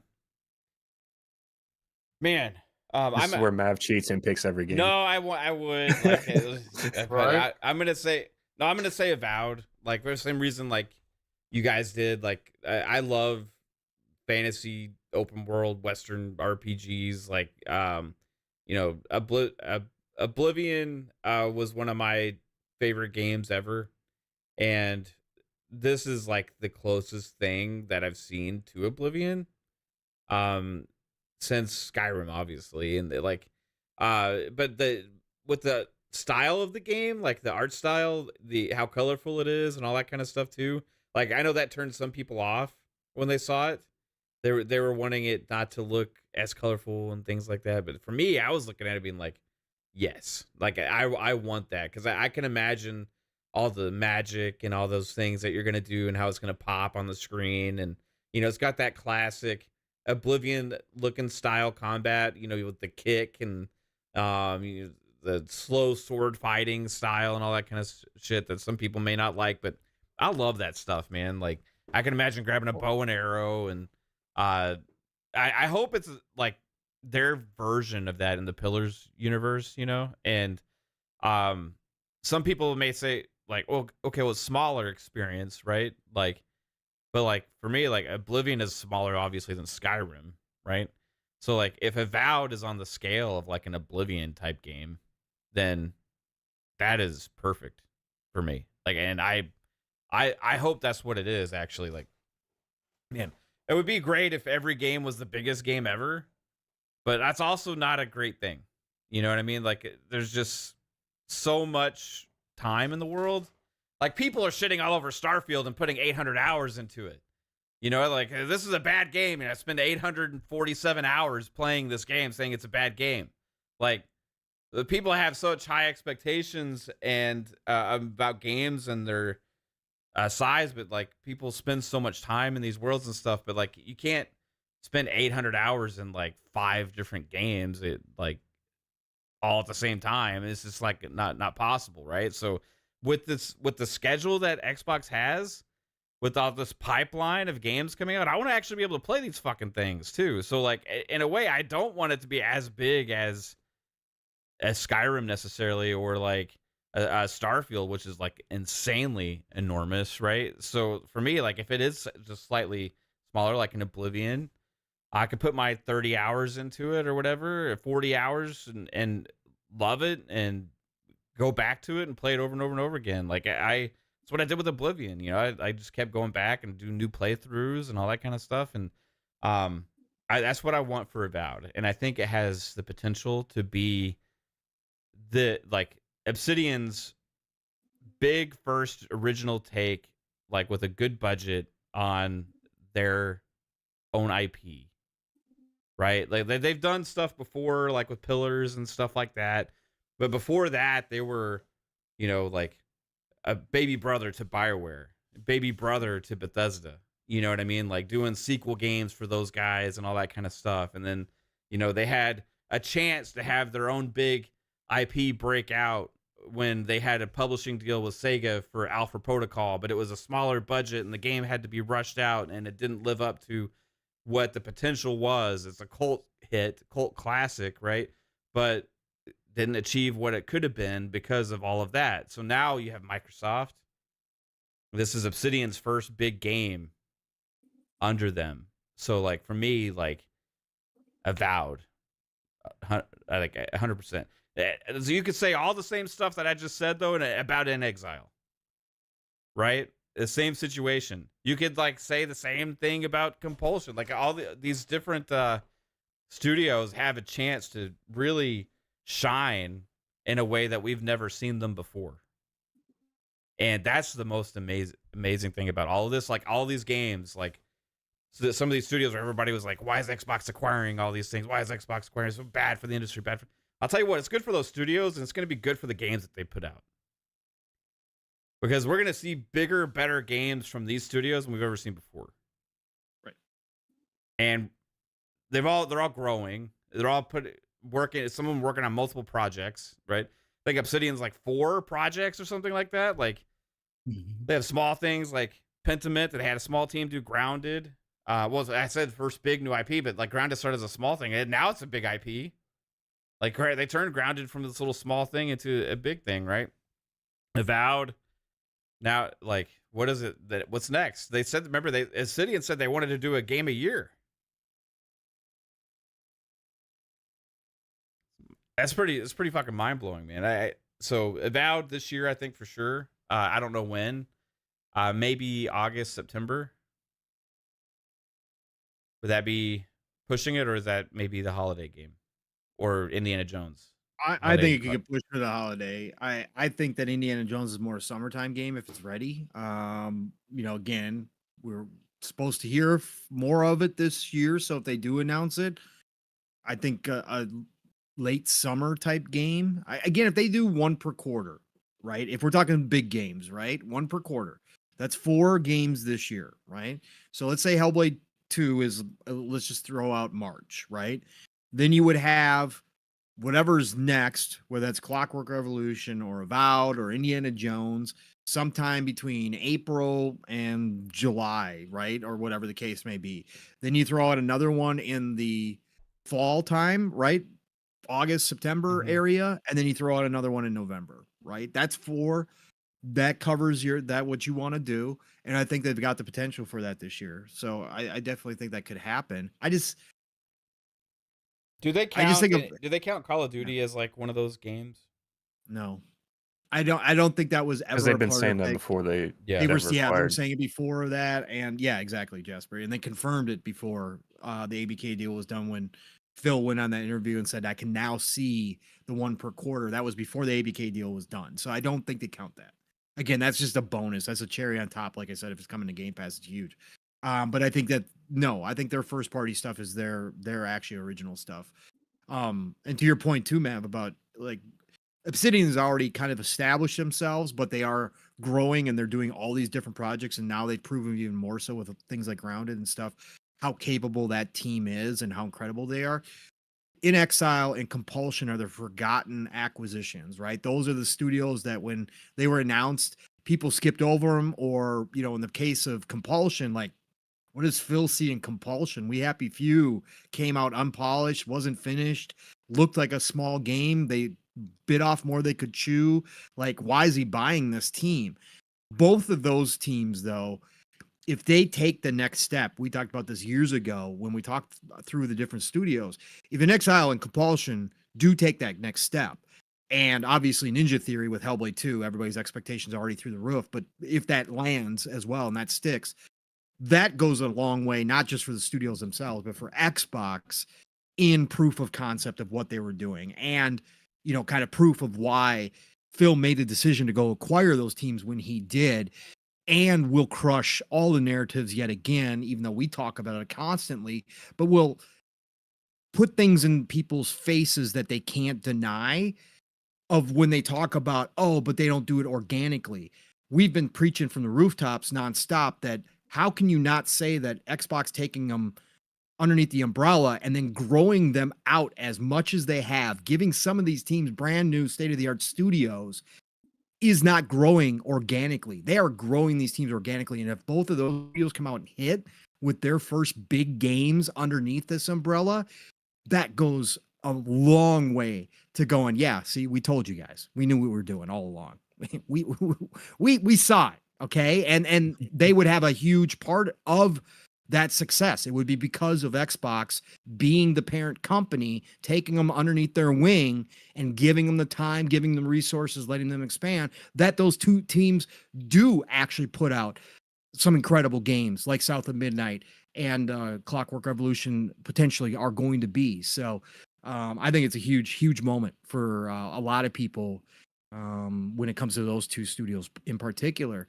And Luis Jose, for me personally, I saw you asking why everybody compares Clockwork Revolution to BioShock all the time. A lot of it is the steampunk and the atmosphere, right? A lot of that reminds people. I say it's a mix of BioShock and Dishonored in a lot of ways when you look at that game. But that's not why I brought up BioShock. Why I brought up BioShock, for me, what I was trying to get at was Clockwork Revolution has the potential as a brand new IP, I think, to surprise people in the way that BioShock did. I think that with In Exile storytelling, and you throw in the time manipulation mechanic into it, I think there could be whatever that story is behind it, or whatever happens in that game could be mind-blowing in a lot of ways that BioShock was when you first played it through and you realize the twist, right? That's why I was compared to BioShock. Yes, the atmosphere is similar. A lot of people picked up on that, but I just think from a new IP, I think this one could shock and awe some people the same way BioShock did, because nobody knew what to expect from BioShock when it came out. And then once people started playing through it, don't know if you're old enough to remember it, but people were like, holy shit, if you haven't played BioShock yet, you got to go play BioShock. And that's what started its evolution into the franchise we know, as most people consider it one of the GOATs. And most people consider BioShock 1 one of the almost perfect examples of a near 10 out of 10 game. If you want to say no game is 10 out of 10, BioShock 1 is close to it. So, sorry, And I just had to answer speaking that. of your forgotten acquisitions there, we haven't heard from Double Fine in a while. We know that they were working on smaller Haven't I stuff. brought that up last night? You're correct. Oh, Three projects. Three projects. Yeah, so Yeah. that could be a studio that shadow drops something at like a Gamescom or a Direct or something like that. Yeah. This is the year where we hear from a lot of the studios we haven't heard from in a while. Like potentially anyway. Like, Double Fine would be one, obviously. Psychonauts 2 was a huge success for them, I feel like, but like they talked about the next things they wanted to do, and like they were testing different projects, and I think now it's like they're making 3 games maybe or whatever you said. So I can't wait to see what they got, because they're always super creative. Maybe we see Undead Labs again this year. Maybe they show off State of Decay 3 finally again, right? Like, because we had done the trifecta, or the 4 games about like where are they? You know, the ones that they had revealed a long time ago. Like, if nothing else, maybe we see like State of Decay 3 again this year. Maybe we see Perfect Dark again this year. Maybe we see Everwild actually show up and figure out like what the hell it is, you know. And that'll be interesting too. And Math, today too, you saw the LinkedIn post from that dude, that senior integrated producer at ZeniMax Online Studios. yeah, that game. And he posted, he said, "I'm grateful every day I get to work at ZeniMax Online Studios. I'm incredibly excited to share that I've been promoted to Creative Services Manager. Eagerly looking forward to 2024 and all that we have coming." Yeah. Okay. All right. Let's go. ZeniMax Online. It's Yeah. time. Could be That the one ne- game we know it's been about 5 years at least. Somewhere in that neighborhood. It's so crazy, man, when you think about the amount of things that we've known about for a long time. Like that these things got to be coming in the next like year or two, right? So it's just like, are they just gonna like lay the gauntlet down and just release an unfathomable amount of games in his next 2 years? It's very possible. That you talk about that one. Another studio is Roundhouse. We haven't heard from. That was part of that whole thing, right? Like, id has the new Doom that's supposed to be working on, maybe, or what? They've got something. Mandalorian, according to everybody this week. Yeah, like there's so much, man, and that's why it's so crazy. It's actually kind of hard to do, like, a show like this and actually try and nail down the pipeline, because there's realistic. You could make a realistic case for probably about 10 different games that we don't know about coming out this year. Yeah. Like, you could make a realistic, good argument for ZeniMax Online's game. Yep. You could make a good argument for Roundhouse's game. You could make a good argument for Contraband coming out this year. You could make a good argument for Clockwork Revolution, for Indiana Jones, for South of Midnight. You could make a good argument for Odyssey from Blizzard. Odyssey from Blizzard, id's game. Yep. You can make a good argument for that. You could make a good argument for the Gears collection. I mean, like, you could realistically make a good argument for so many fucking games. Correct. And to think that's where they're at now, plus the things we already know about that have been announced for 2024, that, like, these ones you can make a case for, like, probably going to roll into next year or whatever, or some of them hit this year. Age of Mythology was another one Jasper mentioned, right? Yep. I mean, it's just rambling off some games, like the Wu-Tang game. You can throw that one in there. Pretty sure even Mojang is working on another spin-off for Minecraft. Like, I was under the impression there was a leak of 3 spin-offs, and we've already had Dungeons, we've already had Legends, and there should be another one. There was that mobile game a few years ago, like, I forgot what it's called, Minecraft like Pocket or something like that. It was like pretty much like Pokemon Go. That may have been that game. I don't know. Anytime they could announce a new StarCraft, and anytime they could announce World of Warcraft for console, like, there's so much out there, man. Yeah. There's so much out there. I mean, Certain Affinity's Halo thing, Battle Royale, whatever. Yep. Yeah. And their Monster Hunter game. But that's on top of all of that stuff, right? Then you got the third-party Game Pass stuff, which, you get already as a Game Pass subscriber, which most people that own an Xbox are, right? So Stalker 2 this year. I mean, lots of other like surprise announcements we're gonna have this year. There was other games for 2024 announced for Game Pass Day 1. I can't even think of them all right now off the top of my head. Flintlock is coming Replaced. this year. Replaced. Yeah. Flintlock. Silk all Song. that. For the goddess. And then you have your expansions and big updates and always reoccurring Fallout. updates for these other games. Starfield expansion, The- Diablo expansion. ESO, Diablo. Fucking hell, man. It's insane. Yeah. That they got enough content really to satisfy you without needing anything else, really. That moat. Yep. Yeah. They almost got that moat complete, man. It's there. right there. And then They got on the top of crocodiles in that, there. all that shit from ABK is going to be coming into Game Pass. Call of Duty's. Call of Duty going to launch at the end of the year, probably day and date in Game Pass. Just in time for If- Christmas. Game Pass will be Oh, $30 a month, everybody. I mean, it's I'm glad nuts. No, I'm it is covered nuts. until 2027. Yeah, Yeah, Xbox went right? from no game, like OCD's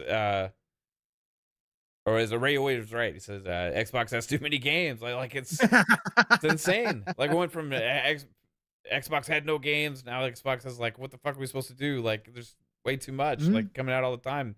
And that's already been a problem this year. Like I'm not playing as much Halo as I want to, right? Because guess what? I'm also playing all these other games too. And like there's great free to play games too out there. Like the finals got my attention. You know, I'm still playing Fortnite and stuff like that too. And like all these other games like constantly, and like with all this frequency of releases in a game like that launches as big as Starfield and stuff that happened this last year, there's really just, you always have something to look forward to now. But the most exciting thing for me is that we don't know what any of these dates are right now. Nope. Which means we're about to have a shit ton of announcements. Mm-hmm. We're gonna have a shit ton of announcements soon, guys. Like really, in the next couple months, we're gonna have a lot of release date announcements, trailers, you know, all that cool stuff. They're gonna hit the ground running. So 2024 is gonna be absolutely bananas. It destroy what we know about from PlayStation's lineup. Trevor says Killer Instinct update too. Again, Yeah. that's now that's not back on. We just got the rumors. Supposedly Banjo Kazooie is back in cooking again somewhere. Yeah, that happened today too. That was a rumor. Yeah. Bobby Yeah. Kotick is out, so this is a reason They to threw him out of the celebrate there. car. Yeah, Fucking amazing. Driving down Kodak's the gone. road. Get out of here. yeah. Yep. It's officially, I think today, right? Officially last day. Yes, he is done. So now New ABK era. is under Matt Booty. What the fuck? That's insane. Insane. And then obviously some of the other leadership there got new positions. A lot of executives are out at ABK. Do we get at the Dev Direct? Do we get Game Pass announcement for Call of Duty stuff or ABK stuff this soon? I think it's they got to do something as far as like probably Sarah sitting down with somebody from Activision in reference to what's coming to Game Pass, and if it's going to be in one big dump kind of thing, or if it's going to be like this month we're going to start off with like the the last 6 Call of Duties, and then the next month will be another 6 or something like that. So it's hard to say, but I think they're going to talk about something here probably within the next, I would say 3 weeks, or within the first few weeks of January, we'll probably get something. That maybe they make it like a routine thing. Like, I don't know what prompted them to choose the date they did last year.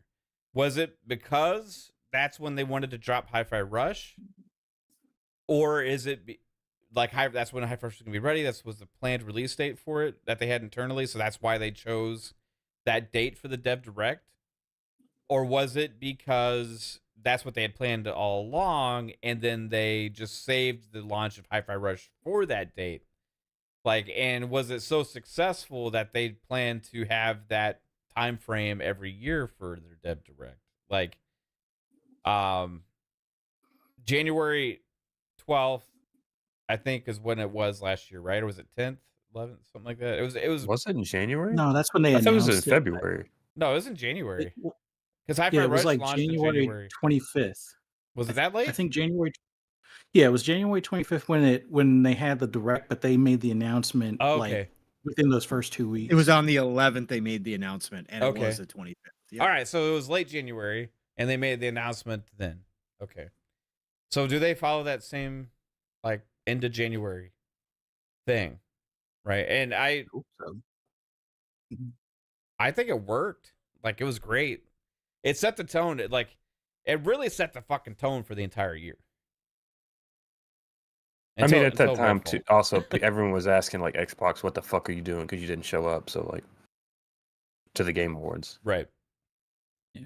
So do they? That's why maybe they announced it 2 weeks ahead of time, though, just to like pump the brakes on the conversation going out there. Yeah. So I don't know. Anyway, I think we'll get some soon. Psycho stepped away for a little bit, so because he wasn't feel good. But You saw the tweets on Twitter or X or whatever from Tim Dog, right? So yeah, we were talking about that last night, Fuzz. We didn't know if he was just like, guessing because Does it it's make a sense? Easy guess. You know what I mean? Like, it is. or let's just Yeah. talk, make a conversation. Like, hey, it should be Dev Directs and like Right. or if it was an actual like, here I know something. You never know with Tim because he I does don't know things, and Yeah. he does hype up people too with just his speculation, right? He will do that as well. So you never know with Yeah. Tim, but it's a good. We all know it's coming very soon. I mean, again, Booty's, and Phil on the couch interview they had over at Game. Was that Giant Bomb? Giant Bomb interview, I think, with Grub talked Yeah. about it, and they kind of hinted that there was going to be when they were asked about the shows, and they kind of hinted they were going to have something early in 2024 too. It just makes so much sense. Again, with Towerborne, with Hellblade 2, Yeah. with whatever else, like we talked about last night, Mav, you got to have a direct. They have to have these shows now to give spotlight to the games that are coming soon. They really do. And they found the format. Everybody loved it. Hands down, everybody loved it. They got nothing but applause. So you got to roll with it. And you might actually have to have an extra couple this year. You might. Yeah. Yep. So we'll have Yeah. showcases. You have Dev Direct. Let's say into January, right? Then last year there wasn't really. Was there anything until E3. Until summer? I think it was just like their E3 equivalent. We had ID at show. Xbox for the indies, I think, as always, right Yeah. around April or whatever it was, end of March, April, we had an Right. ID at Xbox show, and then it rolled into the showcase itself. And then they had Gamescom, QuakeCon, That's the thing. Like stuff. Dev Directs BlizzCon. only makes sense kind of early on because like you can fill that last half a year with E3, Gamescom, Tokyo Game Show, and all You, that. Like you could, Jasper, but you could also present it in the way you want to present it, all in one format, right? With your direct, so you can do that at those showcases, but there's so much else going on around them as well.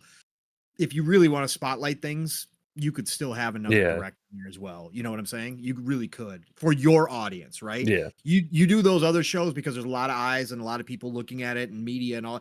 You kind of control it with your show if you do it your way. So I think that that direct last year, the biggest thing I appreciated about it, besides just the straight up how they laid it out, was the quick conversations they had with those devs. When they had the devs actually talking about the individual games, like that's what they did. They didn't have anybody else doing it. They just had the devs talking about the game and what was going into the game.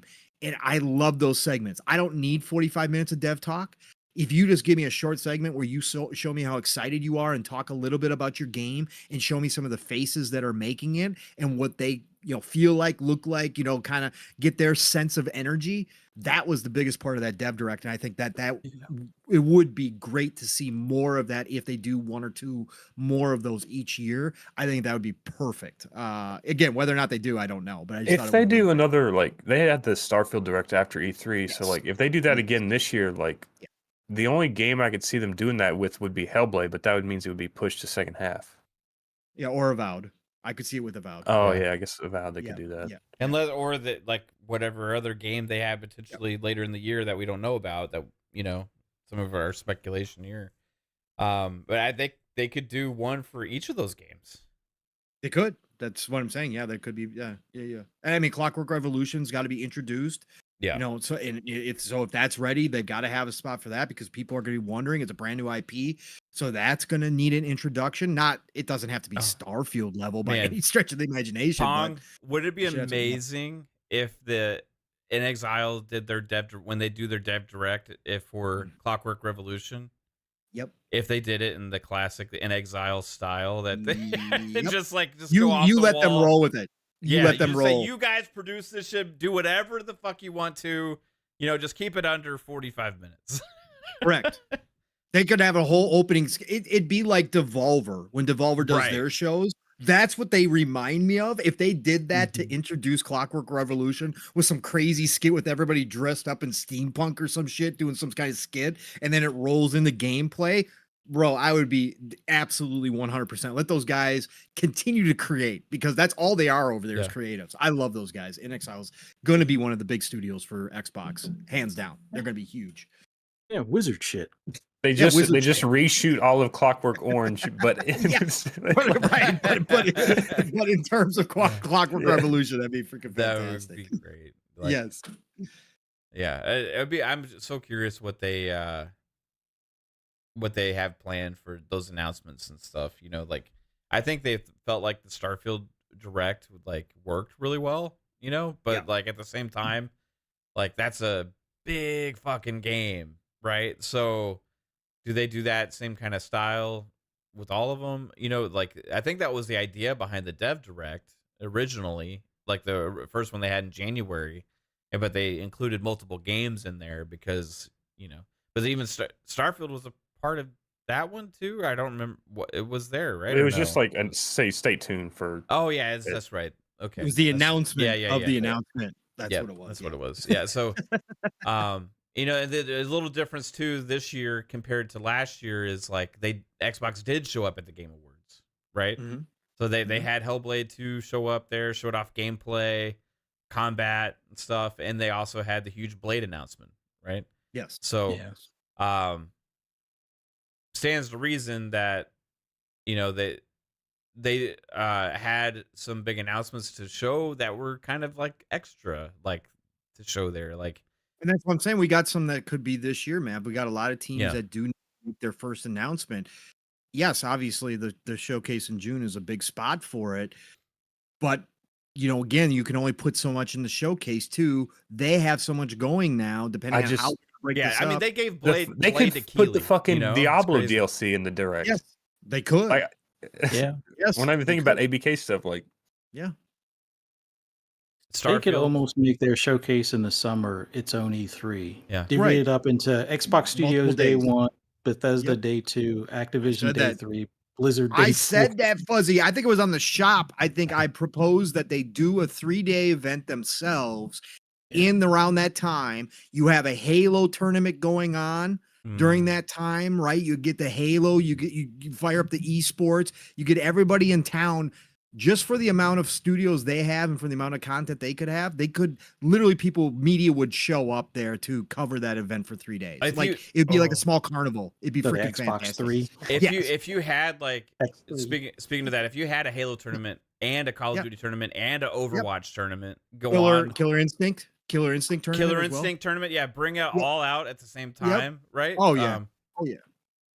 Hey, but why not a Forza Motorsport tournament too? Go ahead. Go ahead, you know? Yep. Like they really went all in on the motorsport aspect of this game. So like hype it up and do it. Like it'd be crazy to see somebody wins a fucking car, you know? Yeah. That'd be sick. Yeah. It would be. Win the cover car. Yeah, I mean, again, good luck with that. It's specifically what we talked about because they do own the MLG now. They do own Major League Gaming. Used to be the Spot. It's no longer the Spot, right? But they do technically have the rights to it. Why not start reviving it? You have enough games underneath your first party now to do it. even if others don't participate or they're a part of other leagues, start your own damn MLG back up again and make it big. And like I said, having like that kind of a setting where you're having all these announcements because you got this 3-day or 2-day event going on and you're having tournaments going on throughout it as well. Media's there. They're obviously going to cover it. Get the I think big they names in there. shifted to It'd be like fantastic. the games having their own league because like it's more like focused. Whereas like when you have it under MLG, it's like there's like 5 games. I don't care. There's like nothing to focus on. So it's like when you have your own like Overwatch league, it's like you're getting an Overwatch audience. You're not getting like a bunch of different people. Correct. But I just think that Xbox now has the potential to revive it and whether they break it up underneath MLG, but just make it your thing. But that all I'm saying is like have a huge like festive atmosphere around that time. E3's not there. If I can guarantee you, we talked about this multiple times. If Xbox did it, Xbox is now big enough as one of the world's, biggest publishers out there. If they set it up, other third-party publishers, because the media would be there, because there would be people covering it, would just show up themselves and say, hey, Xbox, can we get in on this? Like, we want to show off some of our stuff because, hey, it's E3 time still for us too. We kind of like this time. And you got eyes here. They could grow it out themselves a little bit and have a little, keep that kind of atmosphere during that time in LA or wherever they want to do it. Be kind of cool.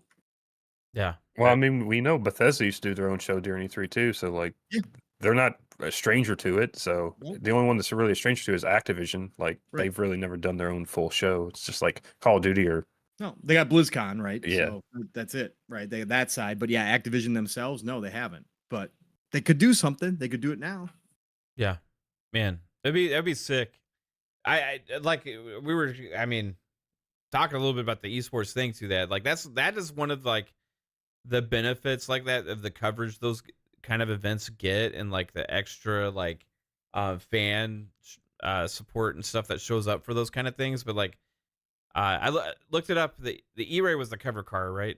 Fuzzy is like it's like $115,000. You know what I mean? Yeah. Hey, I mean, it's doable for a contest prize. Yeah. They chose a cheaper cover car. The people that compete are 14-year-old kids. No, I think that most of the competitors would be over 16 at least. But like they have give a 16-year-old $100 or $15,000 car that goes hell, 200 hell miles. yeah, hell yeah, Trevor! If they're going to launch a Marcus Phoenix collection, a remake of the first 3, get the Gears fired up. Have a Gears tournament. Yes. Oh hell yes! Yeah, you Let's go Gears, Halo, Call of Duty, Overwatch, Forza Motorsport, Killer Instinct, and Gears.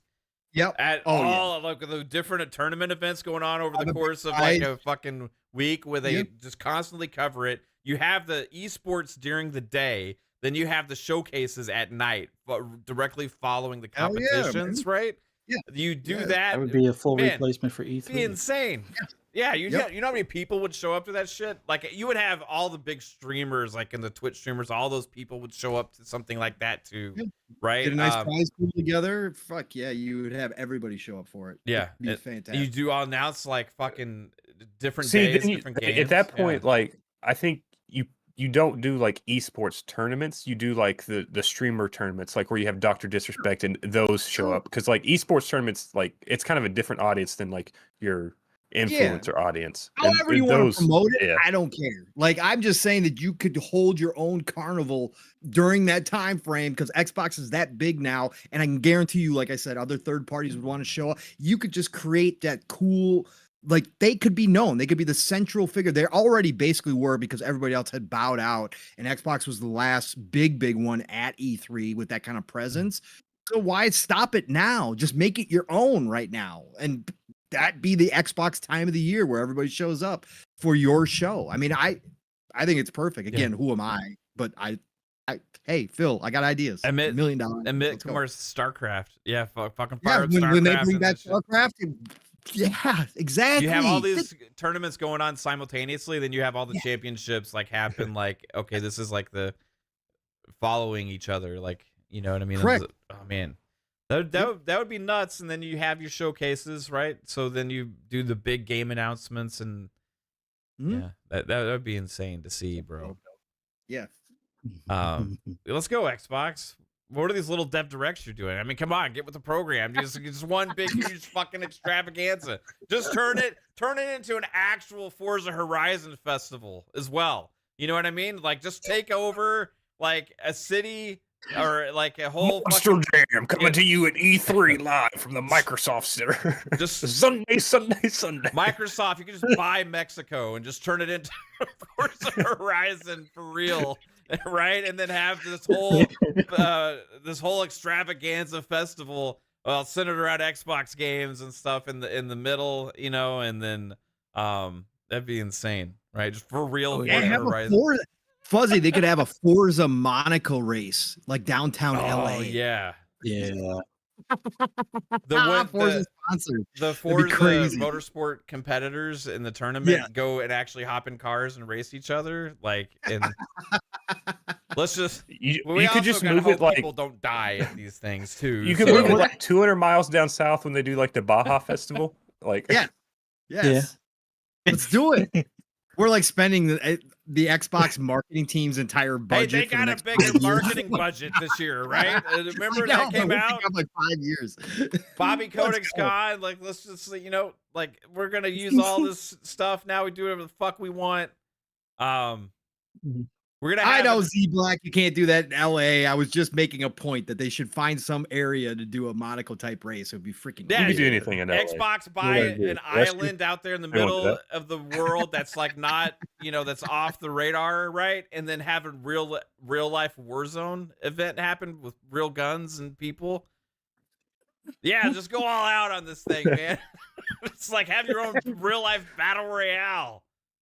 Fuck these video game things. We're going hard on this shit. We're gonna put 100 people on an island. We're gonna put 100 people on an island and give them each a gun and say we're the gonna last poison smoke around them and blow it in. The last one alive wins early access to the next Call of Duty.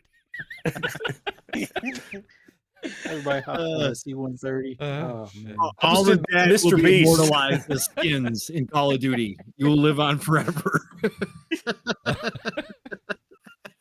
Be insane. Let's go. What are we doing?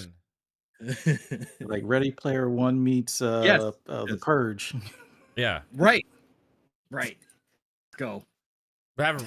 Turn this shit into Squid Games. Hey, what people do for clout nowadays, you'd have people show up and do it. Let's go. Man. We can have a Tide Pod eating contest there. Oh. We can just go all out. A toilet bowl licking contest. It gotta be amazing. How many people can lick the ice cream and put it back on the shelf before somebody catches them? God, no. You're all on camera. Man. You got some great ideas. Yeah, we do. I don't think a lot of this is legal. No, we went off. That's why you do it on an island. Yeah. You do it on a private island. We took it to a whole nother level like Right. we always do here, but the initial thought process was all good. So There's just a different law in that island. It's just Xbox law. No taxes here. And Phil Spencer would be the king of this island. It was Knights of the Round, Sarah Bond and Matt Booty. Knights of the X. Knights of the X. Table.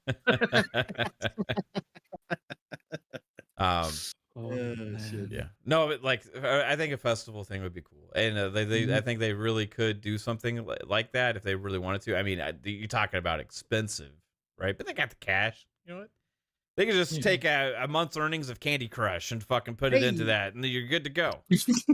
Let grandma. And you can rotate it. You can rotate it throughout the world too. I mean, it could be a traveling thing where they rotate it like the Olympics every year, right? And they just rotate it to a new spot. If they want to start getting that brand recognition worldwide and they want to start capturing, you do stuff like that. Again, Sony did that traveling, the God of War axe, right? Well, they had that Xbox. They had that thing showing up randomly everywhere. The Xbox show or whatever. Like they had the one in Mexico and London. It's like 0 hour is what they had back in Mexico back in the day. But I think it's a good idea. Yeah, I think so too. Will they do that in 2024? I highly doubt it. But maybe one day, like they could do something crazy like that. Move it to the Vegas sphere.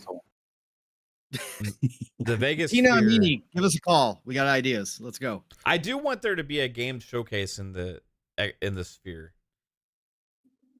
Like I Where can they just connect imagine the trailers on the outside of the sphere at the same time as showing on Yes. the inside. And on the That'd be dope. inside, it's turned into like the world that you're in for the game and stuff. Like it'd just be sick, bro. Traffic that day's gonna be fucking bad. Some dude's just gonna be sitting there. Hold on, I gotta watch this 5-minute video of gameplay. Like a traffic. That would stop traffic for sure. Yeah. I mean, the stuff that Wait, we've what seen game them is do that? is insane. But like, I could imagine like a presentation in it. Like y'all seen the clips from like the U2 concert where it transforms, like it looks like you're outside but you're inside. Just imagine that for games, like, be nuts, man. But Magnum Westward, we're not thinking about that. Okay, Captain Crunch, we're not thinking about that. We're not thinking logically here, right? We're going wish list in speculation town of what we would do. Unlimited funds. Let's go. Sati just opens up the vault. It's Microsoft. They're like a $2.5 trillion company. They got enough money. I would pay $2 more per month for Game Pass to see this happen. No, that I would not do. $2, it's just $2 a month. No, You could see this happen for real. What that would be? How many million? That'd be 2 times 12 is 24 times, let's say 30 million. So 24 times 30 million, you're looking at 680. easy to do. Yes, 680 million. You could put this on for $680 million. If all of us just coughed up $2 per month, we could fund this thing ourselves. There you go, Ray Oy. Now you're thinking that just have Candy Crush on the sphere. That would be freaking dope. Candy People play Crush? Candy Crush on the sphere. Yeah. That'd be freaking amazing. Yeah, then all the grandmas would stop. Like, oh, is that a new version? Anyway, you guys are amazing. Yeah, 2023 was awesome, but I think 2024 is gonna be even better. And don't forget, Mav. Don't Yeah. forget, acquisition season could be back in play again. it could next be. year as God, the internet's gonna explode when they announce their next acquisition, which it's gonna happen. Yes, without a doubt. It will happen, right? Mhm. I mean, Phyllis said it will happen. So They all said it. Yeah. Satya said it will happen. Hmm? When it They will, got to buy more people to shut them down in 2027. when it happens, I hope it happens after like they announce the release dates of like 20 fucking games, right? So like they announce all these release dates and all these games coming out, and we see this pipeline, and then you announce the next acquisition, and it's like a studio or publisher that's like has several games coming out soon too, and then you just add that to the list, you know? That would be nuts. But I kind of get this weird feeling they announce a game that we have no clue about and that they've acquired the studio that's making that game. Like I could see that happening 2 or 3 times at the June showcase. 2 or 3 times.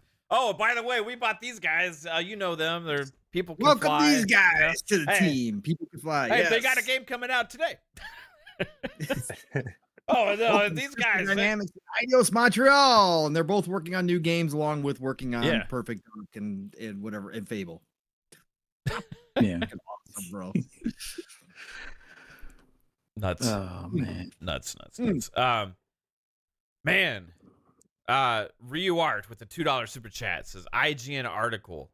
Problem. Xbox got too many games. You're gonna see. Oh, it. you know it's gonna be fun. Oh But, yeah. I mean, there's pretty much saying that without saying it already when they're saying Xbox is consolidating, right? The industry. Like they're saying Xbox got too much. They got too much. They don't. Xbox got too much. They're gonna ruin everything. No, fuck that. They're making me save money is what they're doing because I was gonna buy these damn games anyway. But also these games end up being bigger and better than they would have had any right to be otherwise. Spartan661 with the $5 super chat says, oh, I like this one. Gambit is the best and is my all-time favorite for the X-Men. Let him let loose. The kinetic energy that it can unleash is immeasurable. Rogue is his. Somebody likes Mav. Let's go, Spartan. Let's go, Spartan. Gambit needs his own game. When you say let him loose, let him let loose. I'm saying let him let loose in a fucking game. Let him be in a game. I want a Gambit game by the new studio that Xbox is acquiring next year, and that's going to be announced. And they've been Well, you're working gonna on have to talk Gambit. to PlayStation about that. They've acquired Insomniac from PlayStation, and they've secretly been working on a Gambit game that wasn't in the leaked documents and pipeline. It's a separate project, and along with it came the Disney deal for all the X-Men characters. It would be something. Like, we find out that Insomniac, even though they were the steal of the century, they wind up costing Sony too much money, so they sell them to Microsoft for a couple billion to kind of, bail them out kind of deal. And then, oh yeah, by the way, we're taking all the licenses as well. Yeah. Was Gambit By the part way, of we're buying Disney as well. Was Gambit part of another team ever besides X-Men and comic lore? No, he was solo for a while, but team-wise, I think it was only X-Men. Okay, so here's the thing. That's the only loophole to get Gambit in a game, right? With this deal. This monopolistic X-Men deal that Insomniac and PlayStation have signed with Disney, not allowing any X-Men characters to be used on any other fucking games. Where's those articles? Monopoly. They have monopoly on the X-Men. No, they that would be the only loopholes if he's a part of another team. Or a family game, so you get him like in a Mario Kart. Right. So Gambling with Gambit. He has teamed up with other teams before. I mean, they did some interesting stuff with Midnight Suns. Like, they got fucking Wolverine in Midnight Suns. Right? Yeah. They got, Right. they got, who else was in Midnight Suns they got fucking... Well, Storm. They had Storm. Spider-Man was in there. Like, Spider-Man was in there, correct, yeah. Yeah, Storm. I mean, you had, Blade was in there. I mean, so, obviously... Gambit was a part of Sinister's Marauders at one point, or a couple times. Sinister's Marauders, the game coming out in 2024. Let's go. The highly anticipated... That reminds me of Suicide Squad. The highly anticipated game we've all been asking for from Marvel, coming exclusively to Xbox, Sinister's Marauders. You've never heard it before. Neither have I. I don't care, because Gambit's going to be in it, and he's going to be the lead character. Let's go. He was a part of the corporate X Factor team as well, whatever the hell that That's was. coming out in 2025. Corporate X Factor, the game. The one that could be potential is he joined Excalibur. Oh, which was that was made up of X-Men, but they formed their own team to keep an eye on Apocalypse. Do they consider that part of X-Men? I don't know, because it could be a loophole. Yeah, That would be crazy if you looked for that, because Rogue was in there, I think, as well. Yeah. He joined so Captain Britain's Knights of X in the other world. There you go. Captain Britain's Knights of X. The next one we all want, Captain Britain and the Knights of X, coming out in 2026, featuring Gambit. That's coming in 2027. Captain Britain and the Knights of X. If they had announced that as like the big Marvel game for Xbox, we'd be like, what the fuck is going on? Like, they get Spider-Man and Wolverine and X-Men, and we get Captain Britain and the Knights of X? What the fuck? It feels like it's the only thing Sony didn't have signed. We're sorry. It was like, went to somebody's fucking bottom of the barrel in their closet on that dollar one. Discount store. Yeah. Marvel dollar discount store. This is what we can get. Sorry, guys. Take it or leave it. This is what we're doing. Oh, shit. Maybe they could just create a new version of Gambit and call him Jambit. Yeah. Make him a girl. With the J? Yeah. With the J. This was part of the Avengers. Jambit. Instead of cards, he energizes dominoes? Yeah, dominoes. Yeah. and they line them up quickly and just flick it, and it follows a path until it reaches the enemy. Jambit sounds like jangles. Boba Fett says Jambit jangles. Jesus. Leave Jambit? it up to your audience. Jamboree and add Kai from Hi-Fi Rush. There we go. Why not? Make it a rhythm based game. Yeah. Yeah. Jambit. Dance a family Jambit. game.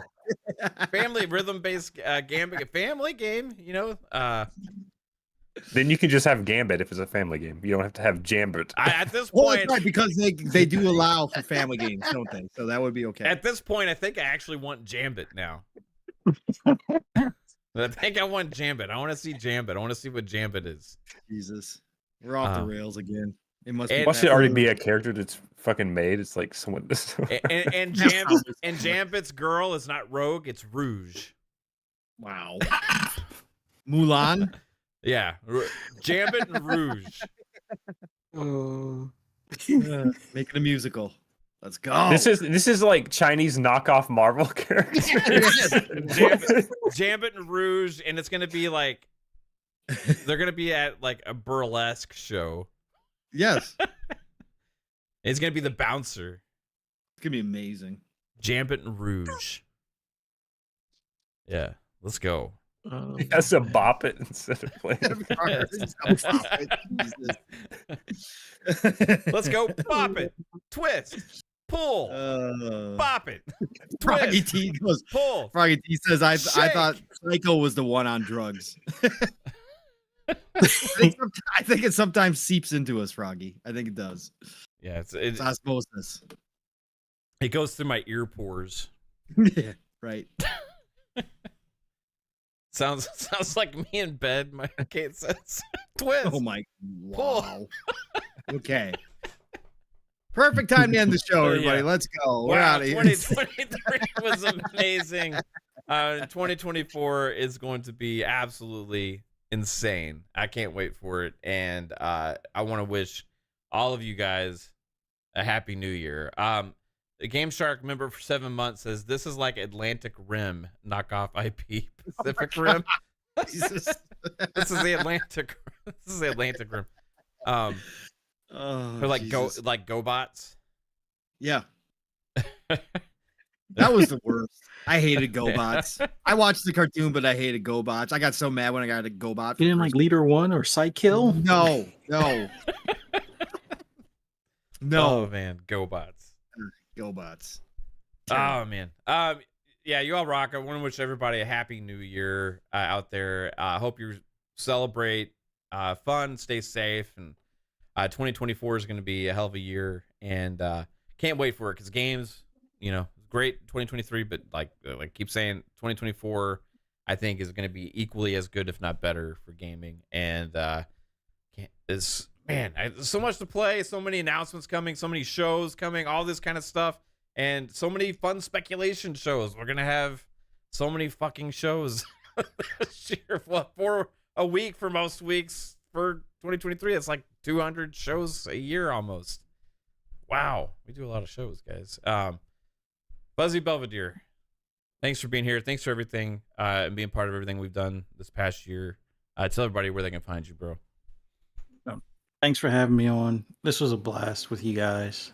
Thanks to everybody in the chat for coming out. Thank you guys for cheering us on and interacting with us and everything throughout the year. Greatly appreciate it. Everybody out there, have a happy and safe new year. If you want to hear my rambles and rants on anything gaming, just follow me on the app, formerly known as Twitter, at Fuzzy_Belvedere. You can also find me, Pong, and PTK Blam tomorrow on the Shop Podcast on PTK Blam's channel, 8 p.m. Eastern Standard Time tomorrow. And no FSP Monday, but we'll definitely be back here next Friday for Xbox Ultimate. Look forward to seeing you guys there. Thanks again. Thanks, Fuzz. Appreciate you. Spartan661 with a $2 says, let's play a family card game, poker or Uno. It could be the Gambit card game. It'd be fucking amazing. The family version. Yeah. Yes. Jasper. Is that like Go Fish? Because you can't do poker because that's gambling, so you got to play Gambit Go Fish. Right. Do you have any Gambit War? If you don't have any threes, you're gonna explode. Jasper, where can everybody find you, bro? Yeah, check it out. Lord Jasper, Twitter, Lord Master Jasper, YouTube, all that fun stuff. Monday, Tuesday, and Friday, 10 o'clock, Fun Speculation Network for FSP, Fun Pop, and Xbox Ultimate. Whenever we come back, it's the new year, so like Fuzzy said, FSP isn't happening this Monday. May do Fun Pop, I don't know if that's up to Mav, and then, yeah, that's where we're at. Right on, bro. I don't know if you're back, Psycho, but if you are, no, you're not. All right, so, Pong Soul, tell everybody where they can find you, bro. Yes, sir. What a night! What a night! We had some good times tonight. My God, we were out there. But this is what Friday nights are all about here on Xbox Ultimate. Thank you all, chat, for joining us. Happy New Year to each and every single one of you. Again, however 2023 turned out, we're flipping the calendar to 2024. It's a fresh start for everybody. Let's make it the best possible. But as far as the gaming industry goes, my God, what a year. And what a year it's been to share with all of you, brothers and family, and chat. Again, just extra special for me in a lot of different ways. You guys helped me so much. You don't even know it, what you helped me get through. So thank you all for what a fabulous year. One in a million right now, 2023. So appreciate you. Nothing but love and respect. Extra shout out to True Gamer 79, who is a lurker, who is always listening to us. He hit me up in the DMs just now and said Happy New Year to all of us here on the panel, and said the show was amazing. So shout out to you, True Gamer, for always listening and supporting us that way as well. Listen, everybody, you know the drill by now. As Fuzzy said, well, first we got to start tomorrow morning because my brother from another Steel Rain and I are going to get live, raw, and uncut as always on Living Split Screen for our final show of the year. It's been an amazing year on Living Split Screen. I hope to see many of you there tomorrow morning, 10 a.m. Eastern, 9 o'clock Central Time, 3+ hours. Buckle up, get ready. Steel's been playing some cool games. He's been posting online. He's got a new game that he's playing. Go check it out, but he's gonna probably talk about it tomorrow morning. So you got to be there at Living Split Screen. And then, as Fuzzy said, tomorrow night it is the Shop Podcast, PTK, Blam's channel, Fuzzy Belvedere, PTK, myself, and tomorrow night, none other than Dirt Griggity is going to be in the house along with this guy right here on the panel, Mr. Fun Speculation, a constant member over on the Shop Podcast. We're going to have a fun time tomorrow night. The best way to end your Saturday night, be there 8 p.m. Eastern, 7 o'clock Central Time.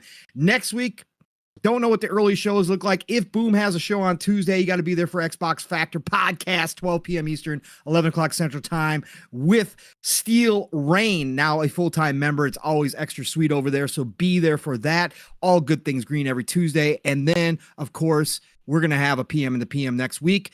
Pong and Mav in the PM. It might be another late one. It might not. So keep your eyes and ears open for that. But Mav and I will have something to talk next week. First week of 2024. Be there 7 p.m. Eastern, 6 o'clock Central Time, right here on the Fun Speculation Network.